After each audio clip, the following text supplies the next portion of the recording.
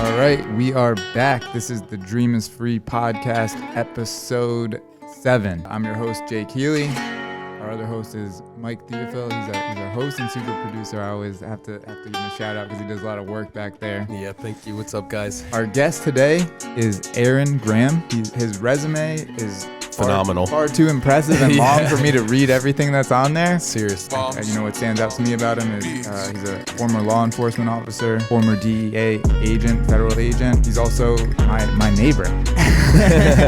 You know, which is funny. You never know. You got to sometimes go out and talk to the people in your community. You never know who has a cool story to tell you, right? Right. So fast forward, I majored in finance. Didn't know what I wanted to do when I grew up. But here I was, a finance degree, and I speak fluent Spanish. So it turned out I was made to launder money undercover for DEA. Yeah. I used my degree.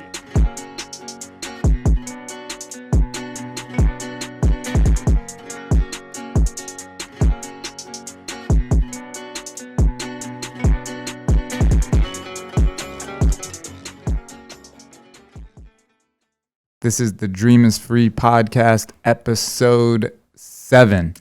And I'm your host, Jake Healy. Our other host is Mike Theophil. He's our host and super producer. I always have to give him a shout out because he does a lot of work back there. Yeah, thank you. What's up, guys? And our guest today is Aaron Graham. His resume is phenomenal. Far too impressive and long for me to read everything that's on there. Seriously. But you know what stands out to me about him is he's a former law enforcement officer, former DEA agent, federal agent. He does a lot of work in counterfeit prescription drug medication, deterring that. And he's also my neighbor, you know, which is funny. You never know. You got to sometimes go out and talk to the people in your community. You never know who has a cool story to tell you, right? Right. Yeah, so thank you for coming on today. We met just at the gym, kind of just shooting the shit, and you had mentioned before that you were a DEA agent, you know, back in the day, and I was like, oh, you know, that's really cool. And then kind of like, you know, once you were like, yeah, you ever see the show Narcos? Like, yeah, those guys, I was their counterpart in Mexico while all that was going on, and I was like, he probably has some cool stories that he could tell us, and then when I started looking into you, reading everything online, I think I read the Flags of Valor site, you know? You said something like very interesting in there, and it was that your time living abroad in violent, you know, other countries where there's all this violence going on and everything, how it gave you a different perspective on life in the U.S. and made you more appreciative of it. And I kind of thought that was something that would, during these times right now with everything that's going on, right? Like people are currently on edge, you know, COVID, election season, right? We're not going to get into politics, but election season, there's a lot going on with the divide between police and the rest of the community. And like, it's like everybody's, I'm on this side or I'm on this side. And I thought you're such like you seem like a middle of the road kind of person that has a different perspective on everything, you know? So I figured we would kind of start with your background. If you could tell us like a little bit about your, you know, how you know what it was like being a DEA agent, you know, from law enforcement to the DEA, and your background, what you've done, or even as early as how'd you even get, you know, what made you decide? What led you there? Yeah. So those are all good questions, and I first just say thanks to you, Jake, and Mike, for the opportunity to be here. Some of your previous episodes I've read, you guys are doing great stuff, and I think it's really interesting to see your guests, and in particular TJ, like I call him the Bridgeport Wolf of Wall Street. He is. I say the same thing. He's going to love that you said that too. I'm going to tell you, anybody who's not seen that episode needs to watch it, because it's about redemption, it's about inspiration, it's about never give up. I saw that sign out here. Yep. It's about don't give up on your dreams and appreciate your people, and his love for his mom, and and for you guys and his wife, you know, everything about him. And I think the pain that he went through, you know, we've talked about that, right? Your personal story. Sometimes you got to hit rock bottom, and you got to really bounce.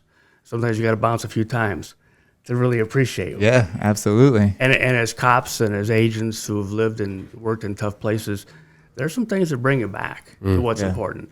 And so to your point, Mike, I was born in San Diego, and my dad played on these Mexican softball teams, and we lived very close to Tijuana, so we would go frequently. I bet once a month, if not more often. And so, we grew up knowing while it was another country, it was right there. But there was so much in the culture, it was so rich, and the people, and the food, and the music, and you wanted to be part of that. Right. And back in the day, there was a program called the Bracero program, and it was like a worker visa program. You could come across the border so far with a simple visa. It wasn't so extreme, and controversial as it is today. And so at the time, my parents both had to work so they could buy a home. That's what they wanted to do. And so they found a woman who was like a nanny, and she would come on Sunday night and go home on Friday. And she didn't speak English. So when I was little, I either had to learn how to speak Spanish or sit in a dirty diaper and starve all day. Yeah. And every Mexican I ever met was a Spanish teacher, right? If you will make an effort to speak Spanish, they will help correct your Spanish, right, in a very nice way. Yep. And so she stayed with us for 5 years until my youngest brother was born, and then my mom decided to stay home. But by that time, I thought I was half Mexican. I spoke Spanish. I loved the culture. We grew up in it. Yeah. And it's a gift. Yeah. And my kids will tell you, I said, I don't care if you want to be a rocket scientist or a banker or a pro athlete. I don't care what you study in school, but you will speak Spanish. Yeah. Yeah. That's probably good. That's awesome. Yeah. Well. Yeah, you're like, sorta. It opens up a whole other world to you. And I said, look, I would tell both of them, if you decide to sell widgets in the United States, you get to sell to all the people who speak English and people who speak Spanish. Yep. Now, fast forward, my son played baseball and ended up being drafted by the Orioles, and he was a catcher. Well, where did all the good pitchers come from? Latin America, in particular, Dominican. Right. So now Jack, they called him Yaki. Yaki. They love throwing the Yaki because he could talk to them. Right. So it made a difference. Mm-hmm. And my daughter, she lives in New York, and she knows where all the best Mexican food restaurants are. She has a phenomenal accent. And my son, I always give him a bad time because he used to speak very good Spanish with a Mexican accent, which is how I speak. Right. Well, after 3 years in the clubhouse with Dominicans, now he has a Dominican accent. And I want to give him a bad time, except that it's so good, it's so authentic. And he's more morenito, more darker skin than I am. Uh-huh. If he's speaking Spanish, you wouldn't know. He's Dominican. Yeah. That's funny. It's so good. That's awesome. So fast forward, I majored in finance. Didn't know what I wanted to do when I grew up. But here I was, a finance degree, and I speak fluent Spanish. So it turned out I was made to launder money undercover for DEA. Yeah. I used my degree and my culture. I started out coaching football, so I played 4 sports in high school. Cool. And then I, first year of college, played baseball and football. Then I said I like football. I finished playing football at Idaho State, and still wasn't sure what I wanted to do. Tried a number of things, and ultimately, a lot of my friends who I'd played sports with became police officers in San Diego. And they said, dude, it's just like a team sport. Like you get your briefing, you got your partners that you really rely on, and you really can't do it by yourself. And yet you go out in your car with your badge and your gun, and you make things right. Right. And we need help. You get on the radio, and the team comes. I thought, well, that sounds great. Yeah. And so that's what I did. And it was a great job. And to this day, I tell people, you want to be a police officer, San Diego PD is a great agency. They're all great agencies. But it's a place where you can make a difference. Right. You certainly don't go there to make money. Right. And the weather doesn't hurt either. I was a second generation native San Diegan. Yeah. And so we've lived all over. And my wife's from Minnesota. So there's a big difference, right? Right. Oh my gosh, huge difference. Negative 20-degree weather too. We went back for my mother-in-law's birthday a couple of years ago, and I just, a lot of people, when you get married, you're like, oh my God, my mother-in-law. Well, I'll tell you, oh my God, my mother-in-law, she's awesome. When we were dating, we'd play golf every day when we were back there in Minnesota, and just tremendous. Yeah. So we're back for her birthday, and it's December 28th. So it's brick. It's brick. So we're going to the gym with my father-in-law and my son and I. Look outside, 65 below zero with the wind chill. So we don't. Oh my God. Yeah, right? So San Diego. So I went to San Diego PD, great experience, but in just a couple of years, I figured out pretty quickly that substance abuse, illicit narcotics, seemed to be behind everything. Right. And once somebody got addicted, then you had to do these crazy things to support your problem. And this is 1980. 83, 84. Okay. And I saw that and I thought, that's the root cause, right, of crime, of so many bad things. And so in the meantime, kind of like meeting you in the gym, I met some DEA agents in the gym, like, dude, you got to work for DEA. Honestly, I didn't really know what DEA was. Right. I was just a street cop, and I never grew up saying, I'm going to be a cop.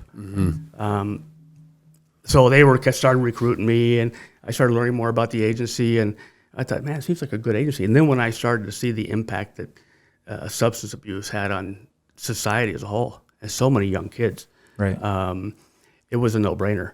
I remember the first time I saw somebody with a needle in their arm, dead in the street with heroin, and I checked his pulse, and boy, I grew up, a middle-class kid in the suburbs. You don't see dead people in the street with a needle in their arm.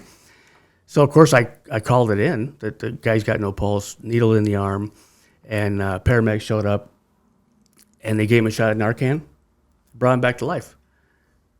It was like a miracle. Yeah. It was like a friggin' miracle. Yeah. And, if you've seen people that have been shot with Narcan. They're mad, too. Yeah, why did you shoot me? Yeah. They go from what looks like dead to really alive. Yeah. And they have no idea where they are, or the fact that they were virtually dead. It was impactful, right? And that might have been that incident. And another night we arrested a young girl for prostitution, and we just started having a talk with her, And what are you doing here, and how'd you get into this? And I just thought, in police work, if you actually talk to the people that you were dealing with, you would learn so much, and you could become such a better person, and such a better police officer if you understood what was going on. So I started asking her, and all of a sudden tears, and it turns out she was 15 years old, and her mom had died, and she and her dad were butting heads, and she ran away from home, and she met this girl who was going to take care of her. Well, the girl was a pimp. Okay. Next thing you know, she gets this girl hooked, then this girl's out prostituting. And I'm like, I have goosebumps now telling you guys, just like I did then. I'm like, well, have you tried to reconcile with your dad? And she's like, I don't think he talked to me because I ran away. I'm like, we're going to fix this. Yeah. I said, what's your dad's phone number? And I called him. Now it's like 12:30 at night. We're at the substation downtown. He comes down. I'm not going to cry on this podcast, so I'll just tell you that he was so excited to have, to see her. She was so happy to be back. And, and the district attorney did the right thing by, look, she's 15. It was a problem, right? Right. She didn't go to jail. She went home to her dad. Yeah. But when you see somebody dead, you see this 15-year-old girl. I was single, never been married, didn't know anything about being a dad, except that my own father's role model. And I saw this. It was devastating. So between those two incidents, and then the guys from DEA recruiting me, I said, you know what? That's the issue. So let's go see if we can make a difference. Because you can make a difference at every level. I don't care if it's the mope on the corner. Or Pablo Escobar and Chapo Guzman at every level. And, speaking at every level, so I had friends tell me, you can't make a difference. You arrest that guy, one will pop up. They're just going to replace each other. You never make a difference. I said, you know what? That one's gone. I'll take the next one. Yeah. I mean, if you saved one person, Yeah, it's so funny. My dad, he was an excellent baseball coach. We had a batting cage in our backyard. And awesome. His thing was, I can't pay for you guys to go to college, but you're going to earn your way to college. Yeah. And so we played every sport. And both my brothers played pro baseball, and I ended up taking a different route to play football. But pro badass. Tough to have that embroidered on my shirt. Yeah, seriously. So it must be an interesting Thanksgiving family dinner. It must be awesome. And our kids, my nieces and nephews are awesome. And seriously. So my dad he would go to these clinics to learn how to coach, and I'd be like, what are you doing? We had pros. Alan Trammell was one of my favorite guys ever. We were one grade apart. We played against each other in the playoffs in high school, and then we played together in the winter, these winter leagues. And he was like, for me, even though we're the same age, he was like the model of humility and success, and second-round draft choice to the Tigers. Got a pretty good bonus for back in the day. He bought a Toyota car, and he bought his mom a washer and dryer. And he invested the rest of the money. Awesome. Now, if you've seen Trammell's career, right? Successful manager, coach, player. Yep. And I tell people, if you want to emulate somebody, right, Alan Trammell is the guy. So I get recruited by DEA, get hired. I got hired in November of 84, went to the academy in February of 85. Just as I was going to the academy, Agent Kiki Camarena gets kidnapped, tortured, and murdered in Guadalajara. And this is, if you've ever watched Narcos, yes, this is season 2. I think Narcos, or season 3 maybe, Narcos Mexico, where they, after Pablo Escobar, right? Yeah, they focus. But I think in the very beginning of Narcos, I think they talk about Kiki even in the first series because of how it impacted everything. Mm-hmm. And so I remember being at the academy. We started with 45 cadets or students, and we graduated with 32. So it's not for everybody. Right. And you find out quickly. Yeah, and you figure out pretty quickly who it's not for. Yeah. Right. So we're at the academy. One day, my counselor comes in, and he says, "Trainee Graham." I'm like, "Oh, my God, what'd I do?" So it's 12 weeks, 6 days a week. And after like the second or third week, started learn how to do surveillance. So we started emulated wiretap on a Friday morning. And Sunday, we got to go home. Oh, yeah. Round the clock, 24 hours a day. Oh, nice. And but you can do a lot of stupid stuff when you're tired and just stupid. Yeah. And so Monday morning, Trainee Graham, I'm stand up, sir, yes, sir. What the do you think you were doing? Blah blah blah. And I said, I don't know what you're talking about, sir. Oh, really good answer. Get the fuck outside. I'm like, okay, sir. So I go. I figure I'm going home. Yeah. Right? And they would never tell anybody they were going home. You'd go to lunch, come back. Now Jake was over there. Gone. Mike was here. Mike's gone. Jake's sitting next to you. And there'd be no discussing it. Where's Mike? Mike's not here anymore. Yeah, who's Mike? You won't see Mike around here anymore, right? So I figured, I guess I'm going home. Yeah. I go outside, and here's these counselors. They're all senior DEA agents. And they're laughing. I'm like, well, they must all really hate me. They said, how'd you like that? I said, well, I really like the part where you were spitting in my face, screaming at me. He said, yeah. We need to get a couple of people to go on camera at CNN to talk about why you would come to DEA knowing what could happen to you with like what happened to Kiki. Yeah. I mean, you could have just asked me, and they're like, well, we don't want anybody to think we're playing favorites.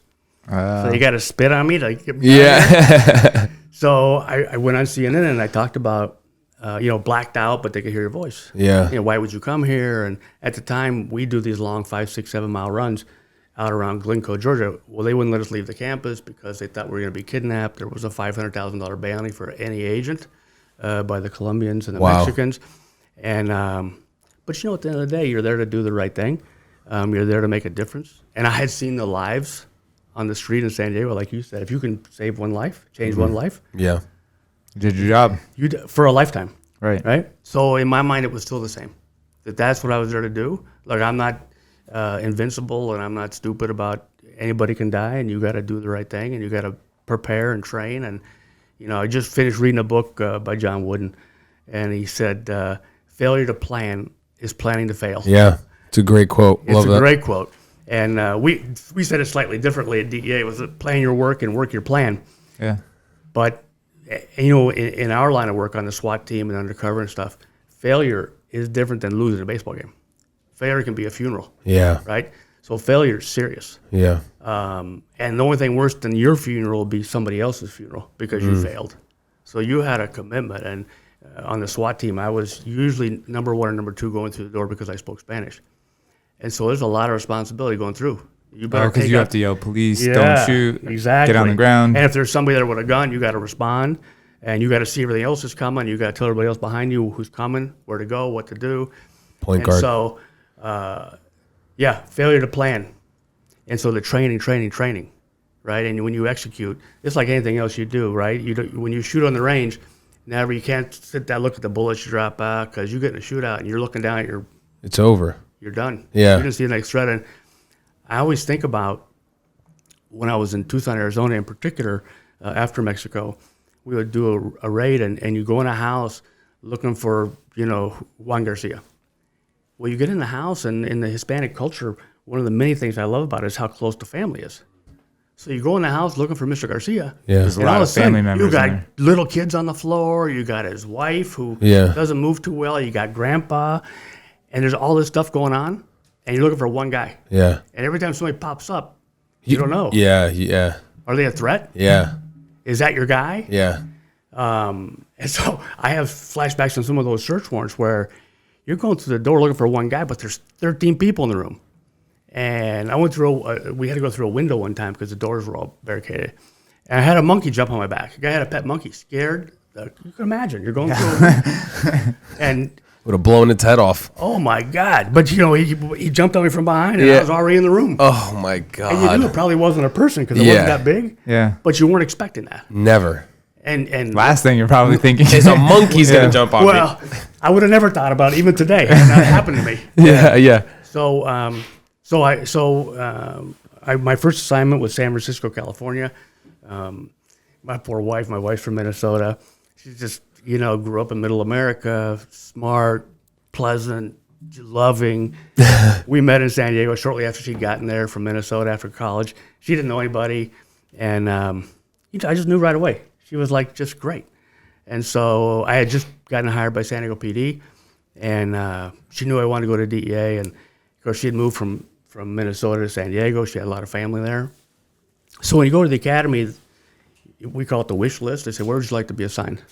I think they probably all think it's a joke. Because you put down these cities. And of course, pretty much everybody wants to stay at home. Right. But I had been a cop in San Diego. I had played 4 sports throughout San Diego. I knew a lot of San Diego, the people. So how could I work undercover in San Diego? Right. Everybody knows Possible. already. I could use the name Jake, Mike, Matt, Jose. Doesn't matter. Hey, Aaron. Yeah. You don't want somebody calling you Aaron when you're dealing with the head of the Hells Angels on a deal. Yeah. And you told him your name was Joe. Yeah. No. So wouldn't go well. No. So we put in our cities, and one of them was San Francisco. I had family there, and I'd coached football at Cal and Berkeley. We liked the area. We didn't know we'd be immediately, bankrupt because it's so expensive. Yeah. Nonetheless, it worked out great. We got up there. We were penniless. We got married, and we started our life together. We started our career, and DEA started their very first SWAT team in San Francisco. Our SWAT commander was a crazy former Army Ranger, was a very senior guy at DEA, and so we got a lot of good work done, and we did important stuff. And I remember one morning, Sunday morning, Karen and I were laying in bed, getting up, getting ready to do something. Phone rings. Karen answers. Back when we used to answer our home phone. Yeah, I know, right? And it was the boss. And he says, hey, Karen, how are you? Happy Sunday, whatever. And is Aaron there? Well, what do you think I am, Frank? It's 7:30 in the morning on Sunday, dude. So she says, yeah, just a minute. It's Frank. I'm like, what do you want? I don't know. He sounds happy, but it's Sunday morning. Like, what the heck? Yeah. So Frank says, hey, Aaron, how are you? He says, listen, I was just, kind of reviewing that raid we did last week, and I think there's some things we could do better. If you're not doing anything, why don't you come up to the office? Now I live 45 minutes away from the office. Why don't you come up and we'll go through the whiteboard? Yeah, that's exactly what I want to do on a Sunday morning. Right. But are you going to say no to the boss? No. Nope. Never. You're right there, Frank. Let me just put my clothes on, get in the G-Ride, and drive up, and we'll do this whiteboard. Yeah. But, it's as an old agent used to always say to me, it's part of growing up, mijo. Yeah. Every time someone be bad, it's part of growing up, mijo. Yeah, I love that. And his story was crazy. I mean, his story, he posed as a Mexican federal agent, went into Mexican prisons, interviewed people. He's phenomenal. So when he told you it's part of growing up, he said, I probably should just grow up. And you probably appreciate the fact that your boss is thinking about that on a Sunday morning, because he was probably up Saturday night thinking about it like, man, I'm going to wait till 7:30 to call Aaron, right? But you could probably appreciate, especially in that line of work where there's so much on the line, like, okay, my leader is giving 110%. I need to go give 110%, right? For one reason, to make sure that all of us went home. Yeah. Right? Absolutely. He wasn't getting paid. We didn't get paid overtime. One time, one of my friends figured out our hourly wage. And he says, dude, we made almost $1.35 an hour this year. We worked so much. Yeah. You got a salary, then you worked. Yeah. I don't know. I ever worked less than a 6-day week. But again, if you really believed that what you're doing was important, and you work with guys who were your brothers, and you work for bosses who were your mentor, your father, your uncle, who really had your best interests in mind, then it was good. Yeah. I mean, it's hard, right? I didn't have kids at the time. My wife was phenomenal about it. So, she was working full time too. So we were together when we were together. Yeah. And of course, it was before cell phones. So. Oh man! Wow. So and there's like no communication. None. We worked out I would call her from the last door before I left the office to say I was coming home. Wow. Because I knew if I called her before that, jinx, something would happen. Yeah. Right. And so the last door, a friend of mine would leave open. He was a training officer, so I could use his phone. Oh, that's nice. Oh, that's funny. I'm leaving. Sometimes I'd be halfway home, get a radio call out for the SWAT team. Wow. So I'd say, do me a favor, call Karen. Yeah. Because I couldn't. And one night, actually a story like that, I was the duty officer, and I had to work till 11, answer the radio, phone call. And then we moved the radios to Los Angeles. So a phone rings, and a guy, early in the day, an agent from Portland who I knew really well, he says, hey, Aaron, it's Pete. How are you? I said, I'm good. He says, hey, you seen Benny? I said, no. He says, well, I just want to let you know, we just arrested him with 5 keys of coke getting off a plane in Portland. Well, Benny was my partner's informant. He was a Cuban drug trafficker. He was a great guy, but his line of work was selling cocaine. So he got arrested, and so he was my partner's informant. So Pete says, I just pinched him off a plane with 5 keys. I said, well, I guess he's your informant now, Pete. He said, that's right, kid. So he had 20 more years than me, and I'm like, I know the rules. Yeah. So, okay, good. So, and I really like Benny. He'd been great to me, taught me how to speak Spanish, blah, blah, blah. Right. And you were in, what years were you in San Francisco? 85 to 89. Okay. So Oakland, Mostly California Oakland. is probably crazy at that time, Mostly right? Oakland. Wow. Yeah. And unless it was like the Miami, New York crowd, they'd fly into San Francisco. We did a money laundering thing out of it with the New York division, and they all wanted to come to San Francisco. But the Black Gorilla family and the Hells Angels were both based in Oakland. Wow. So I said, Pete, yeah, he's yours. Let me know if you need anything. So I don't know, 6 months go by, 8 months go by, and this trafficker had agreed to plead guilty, do 5 years in prison, blah, blah, blah. Phone rings, hey, Aaron, it's Pete. I said, what's up, Pete? He says, you've seen Benny? I said, no, but he's your problem now, brother. And he's like, yeah, well, he pled guilty. We negotiated this sentencing, and now he's a fugitive. He didn't show up to go to jail. Oh, wow. I said, well, let me see if I can find him. So in the meantime, my partner, who was his control agent, had moved to Florida, been transferred. So shout out to Tommy J. He was a great big brother partner. We're still best friends.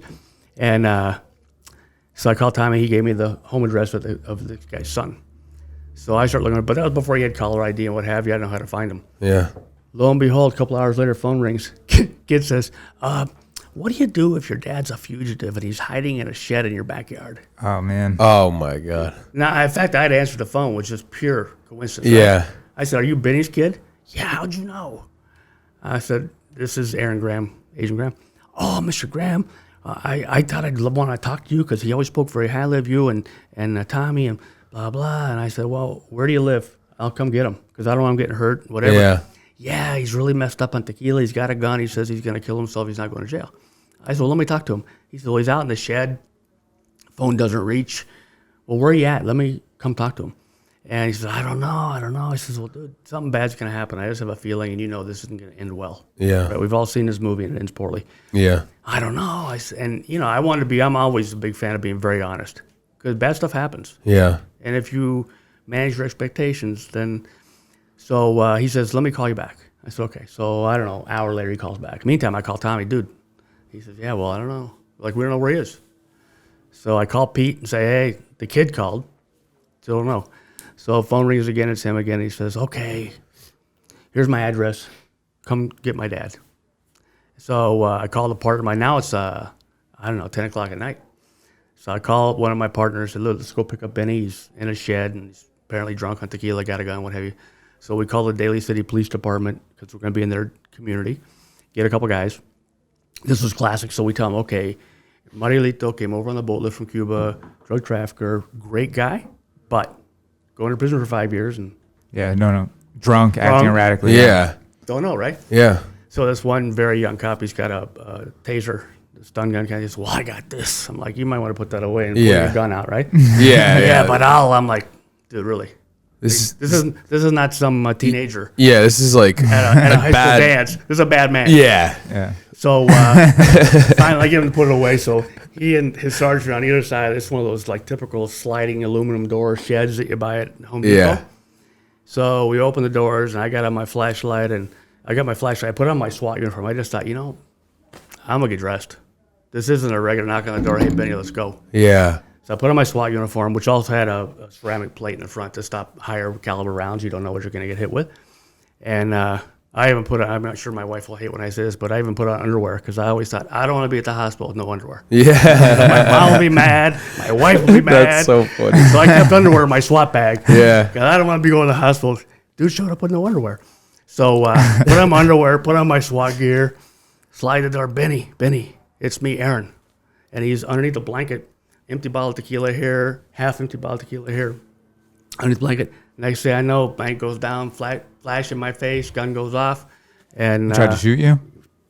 He did. So I shot, and then Benny passed away. Wow. In that moment. And it was the first time I had been involved in that kind of thing. Plus, I knew him. He was a phenomenal guy, right? Yeah. And then all I can hear is like a slow motion in the background is, I asked you to come save my dad, not to come kill him. And you're like, dude, that's not what happened. Like, that's not what happened. Yeah. And so, just like all slow motion now, right? Yeah. And lo and behold, one of my partners, really a great guy, like a big brother, he was out doing whatever he was doing at midnight in his government car. Yeah. And I radioed Los Angeles, officer involved shooting, officers are fine, subject down, please send, ambulance, what have you, to this address. Yeah. Well, he hears that. He comes. He'd been involved in several shootings. He was a very thoughtful Hawaiian guy, just really awesome guy. So he shows up, takes me aside, says, okay, look, here's what's going to happen next. Here's what we're going to do. Don't talk to anybody. We'll get somebody here to talk to you. And minutes later, the chief from Daly City PD shows up, hammered. And he's got a hairpiece like on sideways, right? He got this plaid jacket like, I don't know, like a bad comedian. Yeah. And he's telling me, way to go, kid. You got to take these traffickers out, blah, blah, blah. And I'm like, that's not the way it is, dude. First of all, he's a good guy. Yeah. Like, no, this is tragic. I don't care who he is. Yeah. And so I call Karen. I say, hey, listen, there's been a shooting. I wasn't involved. Go to bed. Because I was supposed to be home 11:30. Yeah. Everything's cool. Didn't want to alert her at that That's time. why I'm not sleeping. Yeah, right. So in the morning, got up, and usually I would go to the gym at 5 like we always did. But I didn't get home till 3 in the morning. So I slept in, got up with her. I said, listen, I got to tell you something. Here's what happened. So I told her, and she's like, okay.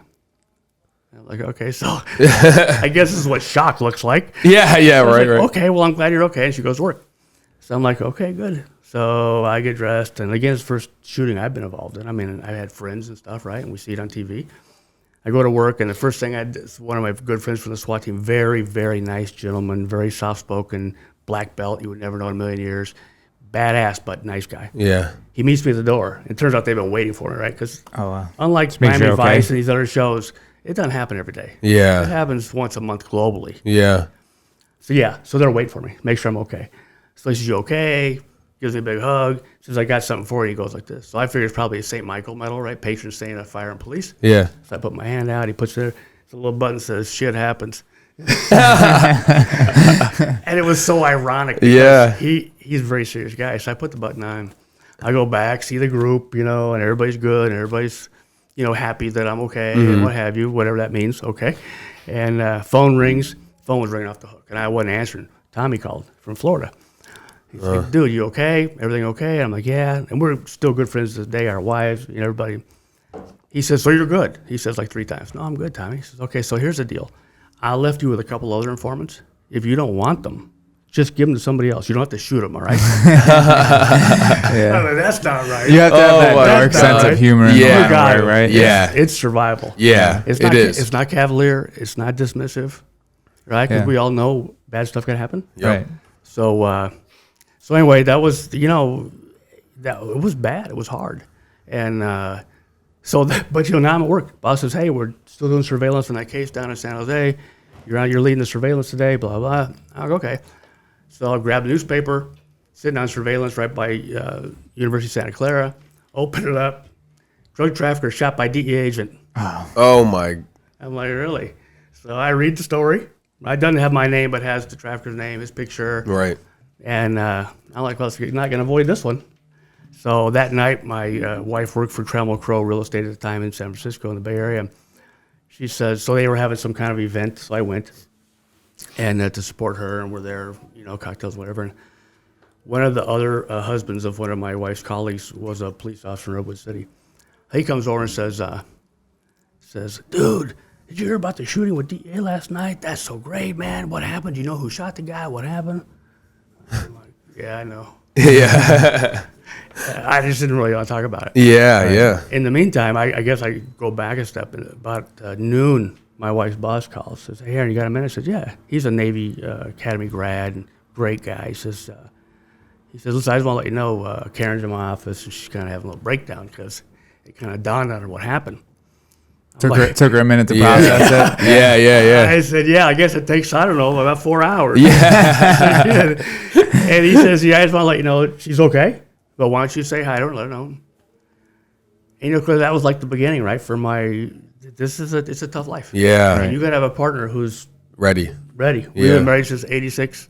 Marriage's not easy. Mm-hmm. It's harder when you do stupid stuff like that. Yeah. And you can say all you want, but I'll be fine. It'll be good. Don't worry about it. But you can. So we go to Mexico. So I had volunteered to go to Mexico. At the same time, I got an offer to join the Secret Service, which is a great agency. And I played on their softball team, which was cool. So I knew all the guys real well and what have you.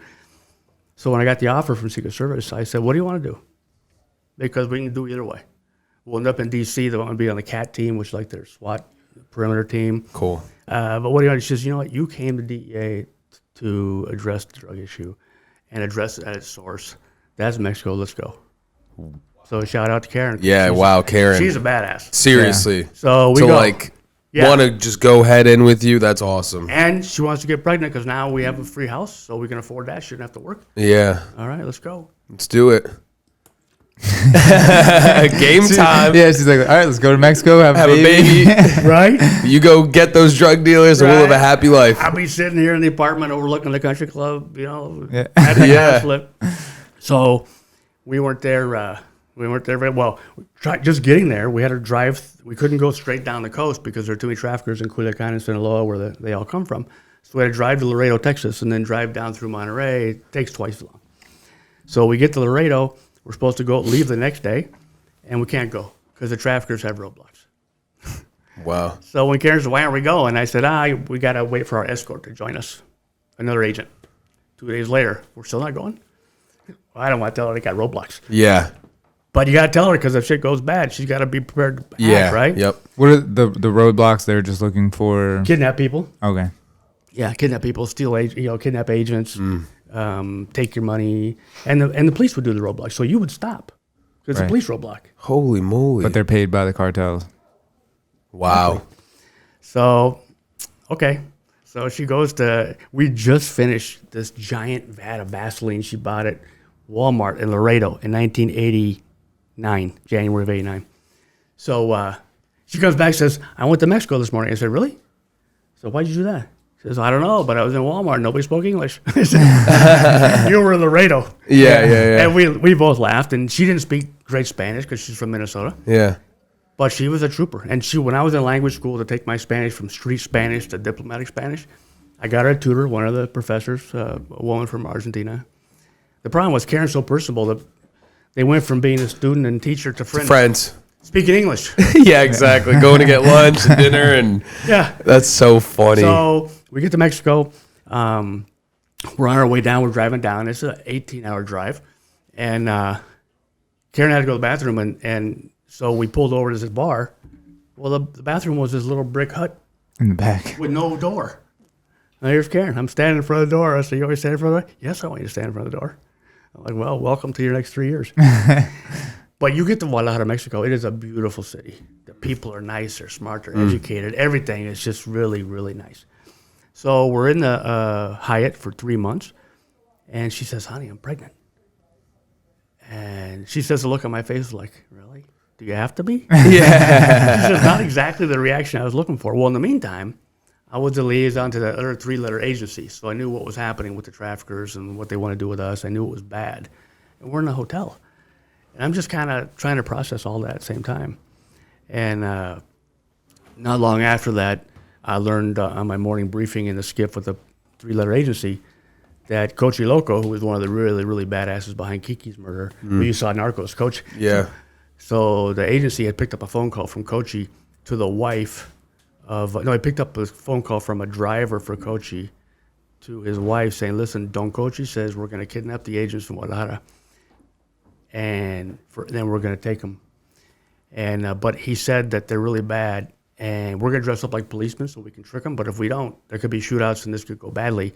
But if we get killed, he's going to send you $10,000. Me, so don't worry about it. Everything will be fine. Wow. So the agency says, you got to come over and talk to me. We got to tell you something. They tell me that. I'm like, what the fuck? So I go back to my office, tell the boss.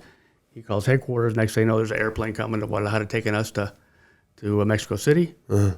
And my best friend from the agency took my wife out to the airport and flew her to Minnesota. Wow. So welcome to Mexico. Yeah. Damn. And at this time, it's the Sinaloa cartel? It was the Guadalajara cartel. The same guys, Felix Gallardo, Cochi Loco, yep. El Azul, those guys who kidnapped and killed Kiki. Okay. Wow. And so when I first got there, the acting boss, he said, listen, we got an assignment. I said, what's the assignment? He says, we're going to try to find Miguel Felix Gallardo, and we're going to be with these Mex feds. This was day 2. Jesus. I said, okay, who's going with us? He said, you and me. I'm like, really? He says, yeah, with these 2 police officers from the Mexican Federal Police. I'm like, well, okay, I'm new, right? I knew Tommy from some training. We had done some agent survival training we had done together. So, and he was a badass power lifter, really competitive, great guy, super, super good boss and friend. He said, so we're going to meet with these guys at 7 tonight, and we're going to just do surveillance from 7 till about 1 in the morning for the next couple of weeks till we find Miguel Felix. I said, okay, so then what? He says, well, we're not arresting him. We hear he has hand grenades strapped to his chest. He's got bodyguards. He's not going away. So we're going to shoot him on sight. Then we're going to go back to the consulate, and just so you know, then we're leaving. Okay, we're not going to stay in Mexico and get prosecuted for murder, even though we shot a trafficker that they don't want to take down. Right. It's all corrupt there, right? So yeah, it was unfortunate, right? Because guys became policemen because they wanted to be. But it's a hard place to be a policeman. Yeah. So I'm like, okay, welcome to Mexico. Yeah, seriously. So we get in the car with the Mex feds. They hand us some AK-47s, and Tommy starts to introduce me to the feds. And he says, Aron is a former SWAT agent, been in many shootouts, killed many people, and that's why I handpicked him for this mission. So like, orale, high five and everything. I'm looking at Tommy. He says, I got to tell him because they got to know they can trust us. Yeah. Because we got their back, they got our back. Yeah. But this is not a real world, right? We drive around looking for somebody to shoot, and you might have to shoot his bodyguards and him, and then you got to leave the country. You got somehow you got to get you and your wife to the consulate because that's U.S. territory, and somehow you got to get out of the country. Like I was going for 3 years, a promotion, save some money. Yeah. Yeah. This tour just changed. Yeah, rapidly. So, well, we never found him at the time. Yeah. And we were doing crazy stuff with the police around town, kicking in doors in hotels and doing stuff in broad daylight. It was crazy. And so Tommy left. He went back, and ultimately the Mex feds found Miguel Felix and arrested him. He was very smart, right? Yeah.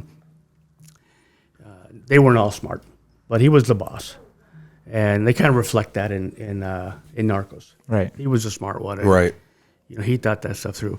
He had a business side to him too. Yes. That was actually like a real business side. Yeah. Exactly. Yeah. So anyway, he was gone, and so we went back to work and doing our thing, and I remember Victor Cortez. Victor was another agent who I'd been in training with. He had gone to Guadalajara after Kiki. He was good friends with Kiki. I didn't know Kiki. I knew his sister, some others, but I didn't know him. Victor and I were in that same training with Tommy about how to survive kidnapping and all this crazy stuff. So Victor got kidnapped a year and a half after Kiki by the state police. Wow. They tortured him for 8 hours. They were taking him out to kill him when our agents who were there at the time found everybody and rescued him. Wow. So because I knew Victor, he's a great guy, I called Victor and said, listen, I'm thinking about going to Guadalajara. He says, yeah, well, don't waste your time. I know you want to do the right thing, but it's a tough thing. Yeah. He said, well, I've been selected. He says, well, I thought you probably were selected. That's why you called me. Yeah. He said, but keep your head down because I know you want to be a hero and you want to do great cases and what have you, but you know what? You raise your head up and then you make yourself a target. Well, who goes to the baseball field and says, I think I'll try to draw a couple walks, have a strikeout, not get hurt. Like if I'm going to do it, I'm going to do it all the way. If I'm going to do it, I'm going to do it, right? Yeah. I said, okay, well, I appreciate the guidance. And so I went. But, you know, sometimes things just fall in place. Yeah. And I had some great partners, some great bosses. And I'll just say that being a successful athlete, being a successful cop, being a successful parent happens because of the support system around you. Right. the next great cop or athlete or coach you meet who did it by themselves, call me. Yeah. It's a team thing. It's a team thing. Exactly. And whether it be your support system at home that keeps your head right, or it be your senior partner who tells you when not to go through that door, or your boss who tells you not today, dude. Yeah. We don't do it that way. Right. You don't know who's going to be that person, but I had an amazing boss. Richie, we'll call him Fusco. Shout out to Fusco. He was amazing.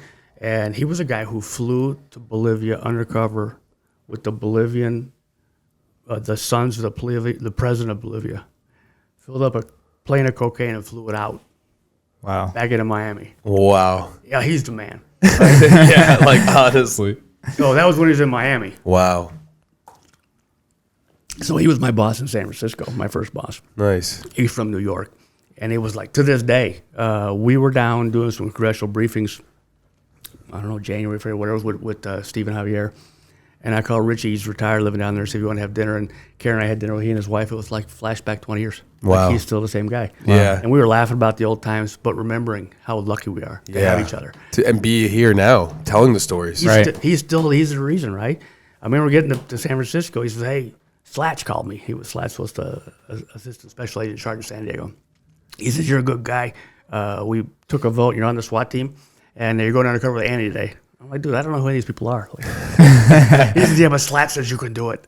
Typical DEA's very New York-centric agency. Yeah.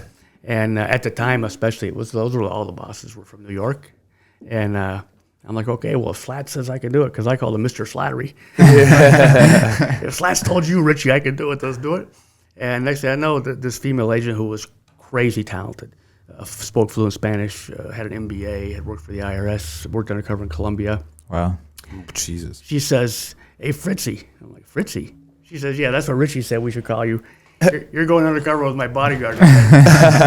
Okay, who are we going after? So she tells me over in Oakland, to your point, right?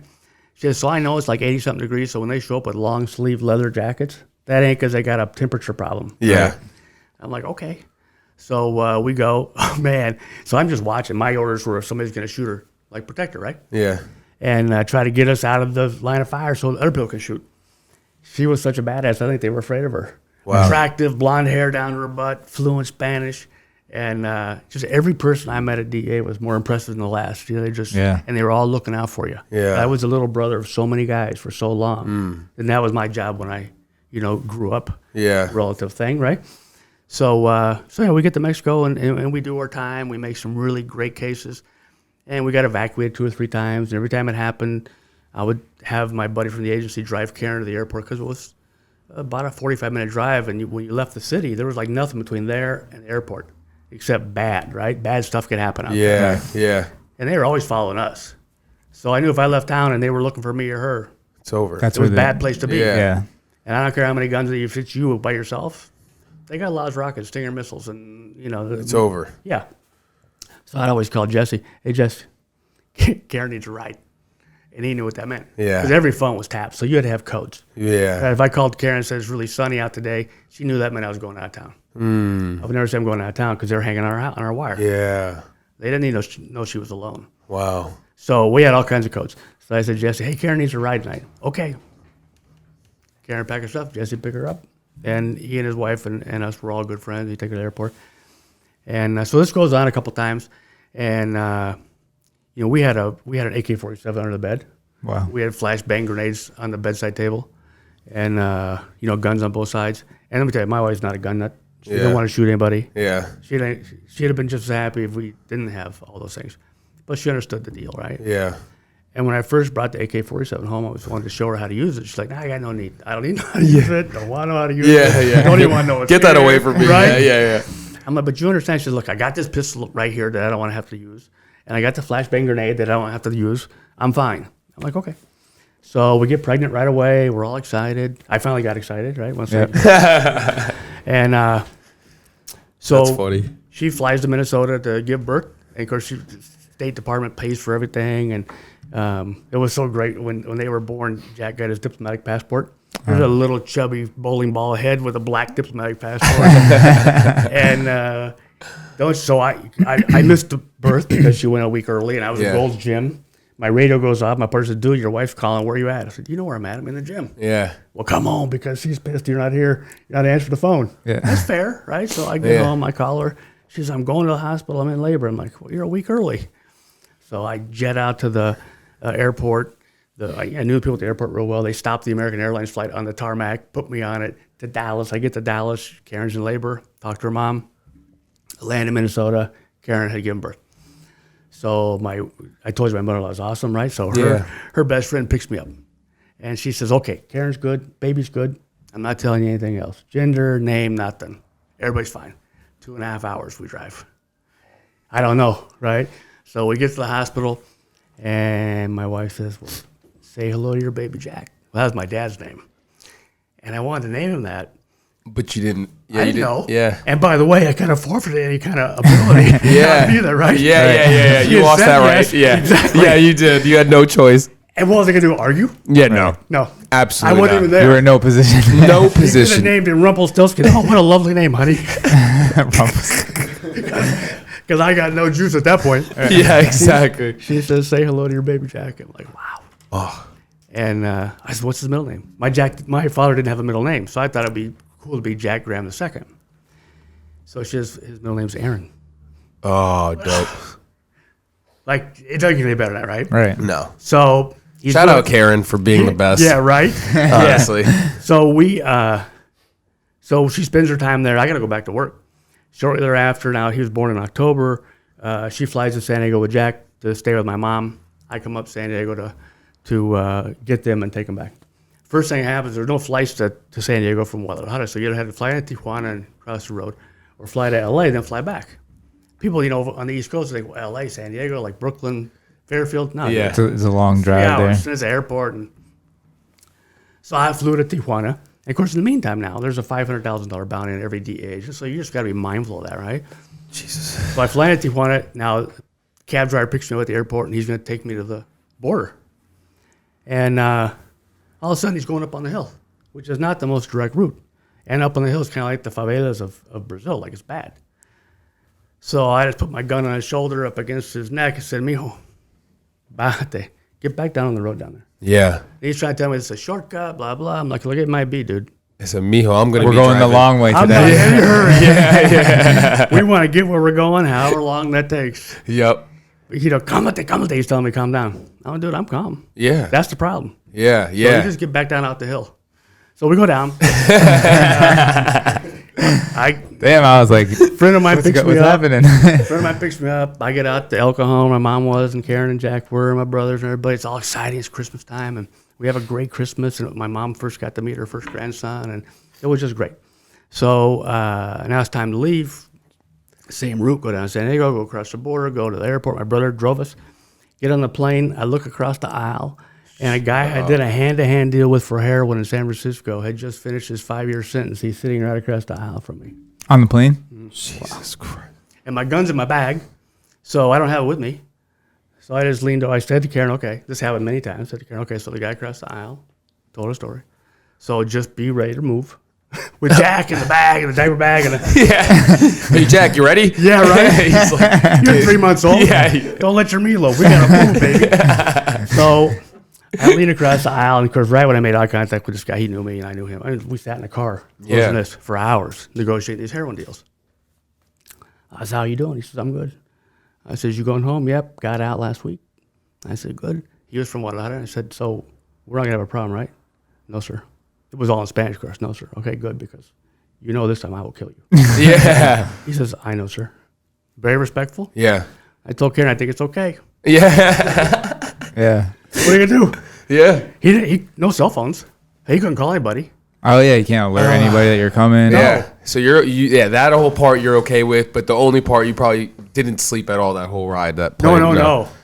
I knew the problem would be on the other side of customs. Because if he had people picking him up, all you had to do was go. Oh, yeah, exactly. And I got to make it to my car. Yeah. With my wife and a 8 baby. bags and a baby. So what was it like when you got to the landed? It was scary, right? So I got my bag, got my gun, and then I told Karen, walk right in front of me. Yeah. Right in front of me. And we're going to go quickly, but we're going to stay like this. Yeah. we got the car, I got home. Yeah. So it's not your typical take your baby home the first day. Yeah, definitely a little bit different. So that's the way things worked. Jesus. Right? And so we had some great cases in Mexico. When you guys watched Narcos, when you saw where actually it was Vice President Bush 41, he set up a Caribbean task force to start taking down these airplanes in the Caribbean from the Medellin cartel. Well, when they did that, they don't go too much into detail in the show, but that's what caused them to move towards Mexico. Well, that shifted about 70 to 80% of the cocaine coming to the United States through Mexico. And that's when they aligned with the Guadalajara cartel and the others. It was a smart move. And unfortunately, there's so much corruption and some really clever, you have to give credit to clever people, even if they're on the other side, on the dark side. And you see in Narcos pretty well reflected how smart Quintero and Miguel Felix were and others. And so next thing you know, it's like freaking Christmas. There's so much snow falling out of the sky in Mexico. We're being overrun. So DEA says, we want to start a new operation called Operation Halcon, Northern Border Response Force. And the idea was we were going to start interdicting airplanes coming from Colombia landing in Mexico. Conceptually, it sounds fine, right? And that's when I met Javier and Steve. So we start talking. We tell them about the operation we're starting. And they're like, that'd be great because we have great intel all the time. But if you guys aren't responding to it, it's just a snow fest, right? So what would happen is they would call and say, okay, we got a wiretap. And they would call on the secure phone called the Stu phone. They would call and say, okay, Tuesday morning, 1 o'clock at these coordinates in Nayarit, clandestine airport, 5 airplanes, 4.2 tons of cocaine. Here's the frequencies. 4.2. Here's the frequencies they'll be on, and the FM frequencies. And here's the tail numbers of the planes. Here's the dope. And hopefully you guys can do something about it. So I'd go see the comandante and say, oh, comandante, can we go to Tepic Nayarit on Monday afternoon? He said, what for? I said, I'll tell you when we get there. Well, I got to know more than that. I said, well, I can't tell you more than that. He said, okay. So we go up Monday night, and we get there. So, okay, so I'd say, can we meet at 11 o'clock tonight? He says, what do you want to talk about? I said, I'll tell you when we meet. He's like, okay. So 11 o'clock, I said, okay, you got to go out to these coordinates, turn your radios to these FM frequencies, and 5 airplanes are landing. Here's the tail numbers. I had to get him to a place where he couldn't call anybody and say, don't come. Because he was corrupt. He never knew. Yeah. He never knew. So I had to put him in a trick bag where he was kind of stuck. I could at least get him to the landing strip where his stuff was going to land at the last minute, and then it was up to him. Shit, I mean, just season coke. And I called the guys, dude, we hit another one. And so it was going really well. And we did that for 14 months. Wow. 50 tons of cocaine in 14 months. Jesus. But there were times where we would be flying. So what would happen is they would tell us that the Air Force Base at Howard Air Force Base in Panama, they ran radar, watched airplanes flying in that channel. If they didn't have the responder on, and it was a turbo commander, and it was between 10 at night and 1 in the morning, they knew it was a trafficker. So they would then notify us. We would notify them ex-feds to get the planes ready. We get on the planes, and then the Air Force would fly their P-2s. They would meet the planes at the Mexican border, Guatemala-Mexican border. They would then follow them like an AWACS. We would then join them in the sky, and then wherever they landed, we'd land behind them. Be me and a partner, Bobby, or Eddie. It's like you're pulling a car over. Hell yeah. When it lands. Wow. So sometimes we'd be flying, and we'd be 30, 40 miles behind them. They couldn't see us in the rearview mirror, right? Yeah. But the AWACS could see everything. Yeah. And once they got on the ground, they're on the ground. Yeah. So it didn't matter. But there'd be some times where we'd be seeing other planes landing here, landing there. Friggin' planes were coming all day long, all night, full of coke, landing on these other strips. But we couldn't do anything because we had to stay the course, right? Right. This was such a new operation. We're doing it for the first time. We didn't know what we were doing. We knew what we were doing, but we didn't know everything. Like, stuff was going to happen. Yeah. Like when your computer died the other day. You couldn't plan on that. No. Right. But it happened. Yep. You have to call an audible. Yep, exactly. So here was no audibles. Stay the course. Yeah. So don't you know? So the first time we're going to land, all these airplanes, trucks out there with fuel, people, everything. So as we're headed toward the ground, I'm telling the P2 operators, the Air Force, okay, so we're going to land, blah, blah, blah. We'll let you know we're good when we get to the ground. They're like, no, you won't. I'm like, yes, I will. He says, no, because the radio you're on doesn't work when you're on the ground because the antenna's pointing at the dirt. I'm like, okay, so I'm not obviously a telecommunications guy. Like, so how do I talk to you? He says, you won't be able to. I'm like, well, that's not good. Yeah, horrible. Well, we'll keep circling, and if we see gunfire or something bad, I had a good friend who was a Black Hawk pilot in Tucson. So I said, okay, I would tell him we're going. He's okay. If it goes to shit, we're coming. Yeah. Okay, I'll let you know. Yeah. Hopefully. Turned out I couldn't let him know either. Yeah. Yeah. But there were customs guys on the AWACS, so they could let him know. So anyway, we land. So I said, okay, so here's the deal. We're not going to be able to tell where the bad guys are. They're driving around trucks around there. So here's what we'll do. You stay up there if you can and fly around and tilt your wing when you get over the load where they bury the trucks. But these are big airplanes, 727, right? So it's not like they can just hover over something. Right. We get on the ground. The pilot, the Mexican pilot of the airplane, hot wires a tractor. He was a pretty clever guy. So 2 feds on the front fenders, me and my partner on the back fenders with our machine guns, and he's driving the direction of the airplane, tilting the wing. Like every 45 seconds, he'd make a loop. And we found our first 1.3 tons of cocaine in this truck that I sent you the picture of. Damn. But it wasn't until then we realized we didn't have any communications. Wow. In the meantime, we don't know. So we finished making that seizure. The Mex feds have a conversation with the people at the ranch. Who you know what they weren't involved. Yeah. When the bad guys come out and say, we're going to land on your property this, on Tuesday, blah, blah, blah, you don't say no. Right. Okay. Here's $1,000 or whatever. You're okay. Yeah. Keep your mouth shut. Plomo. Yeah. Yeah. So that didn't go well for the Right. rancher because he didn't have any choice. Right. So we got the coke. Well, in the meantime, we got a radar call of some more planes coming in. So we head there over on the East Coast. We'll make another seizure. We get back to Monterey, where our home base was at the time, and the agents there were so happy to see us. They're hugging us, or like got tears in their eyes, like, dude, just another operation. Yeah, but you don't know. We're like, what do you mean we don't know? Yeah, the word went out. You guys landed, shootout. You guys were dead. Nobody knew where you were. No comms.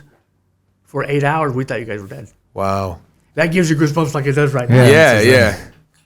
And so we had to figure out this communications thing, right? Because you can't be on the ground in the middle of the desert in Mexico with no comms. No. But it was a great operation, but it was, we were all learning. So we did that for, a while and seized a lot of coke, went very well, but we knew the corruption. At one point, the number 2 guy in Mexico, who was featured in Narcos, Calderoni, Comandante Calderoni was a great guy. But, he was figuring out how to play both sides. So he was doing his thing, but he was also very, very good at DEA. So he was running this operation. So about, it was October, November, right before my tour was going to end in February. One day I'm leaving the office, and I see somebody follow me. And we always would manage and monitor who was following us, who could see us, be aware of your circumstances. So I see this guy follow me, and he takes 2 turns with me. He takes a 3rd turn. I never drove straight home, so if you took 3 turns with me, either you were following me or you were lost. Right. And you know what? I wouldn't give you the benefit of the doubt. After the 3rd Probably turn, not a coincidence, right? Yeah. Right. Yeah. Especially with a bounty on your head. Right. Yeah. So I pull over, and I got out, take a look, see his license plate, have my gun, see him. He's taking pictures. I'm like, okay, so that's probably not normal. Right. Keen grasp of the obvious. Somebody's following you and taking your picture. It's like his license plate, but I don't want to have a shootout in the middle of the street, and he's not pointing a gun at me. Right. So I go back to the consulate, call the regional security officer for the State Department, tell them what happened, call my boss. They call Mexico City. They send some agents up. They go find this guy. They have a chat with him. And turns out he was hired by the cartel to get my whole routine so he could kidnap me. And they had issued a $500,000 contract to pick me up. And again, all the agents were equally talented down there. Right. It just turned out I was the point guy on this operation with Steve and Javi, and we seized a lot of coke. A lot of airplanes. And they were paying a couple $1 million per Turbo Commander.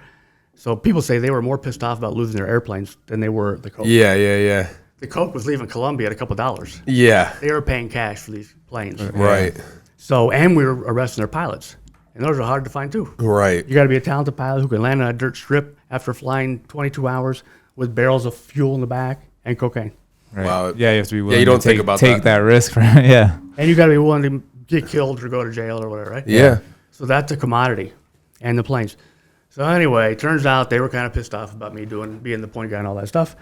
And so now it's time to leave. And now DEA wants to have a conversation. If you leave, it sends a message they can scare us out of the country. Let me tell you something. I got a wife and baby. Yeah. You can call it whatever you like. Yeah. You can call it scared, coward, smart, thoughtful.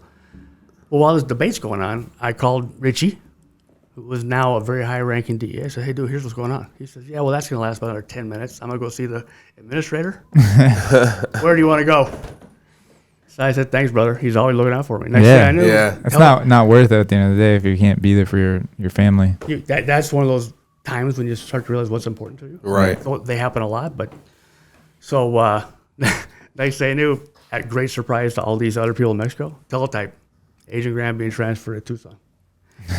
And they're like, wait a minute, we haven't decided yet. And they're like, the decision's made. I don't know. Yeah. That's the first I heard of it, too. Yeah. Nobody's more surprised than me. Yeah. Thanks, Richie.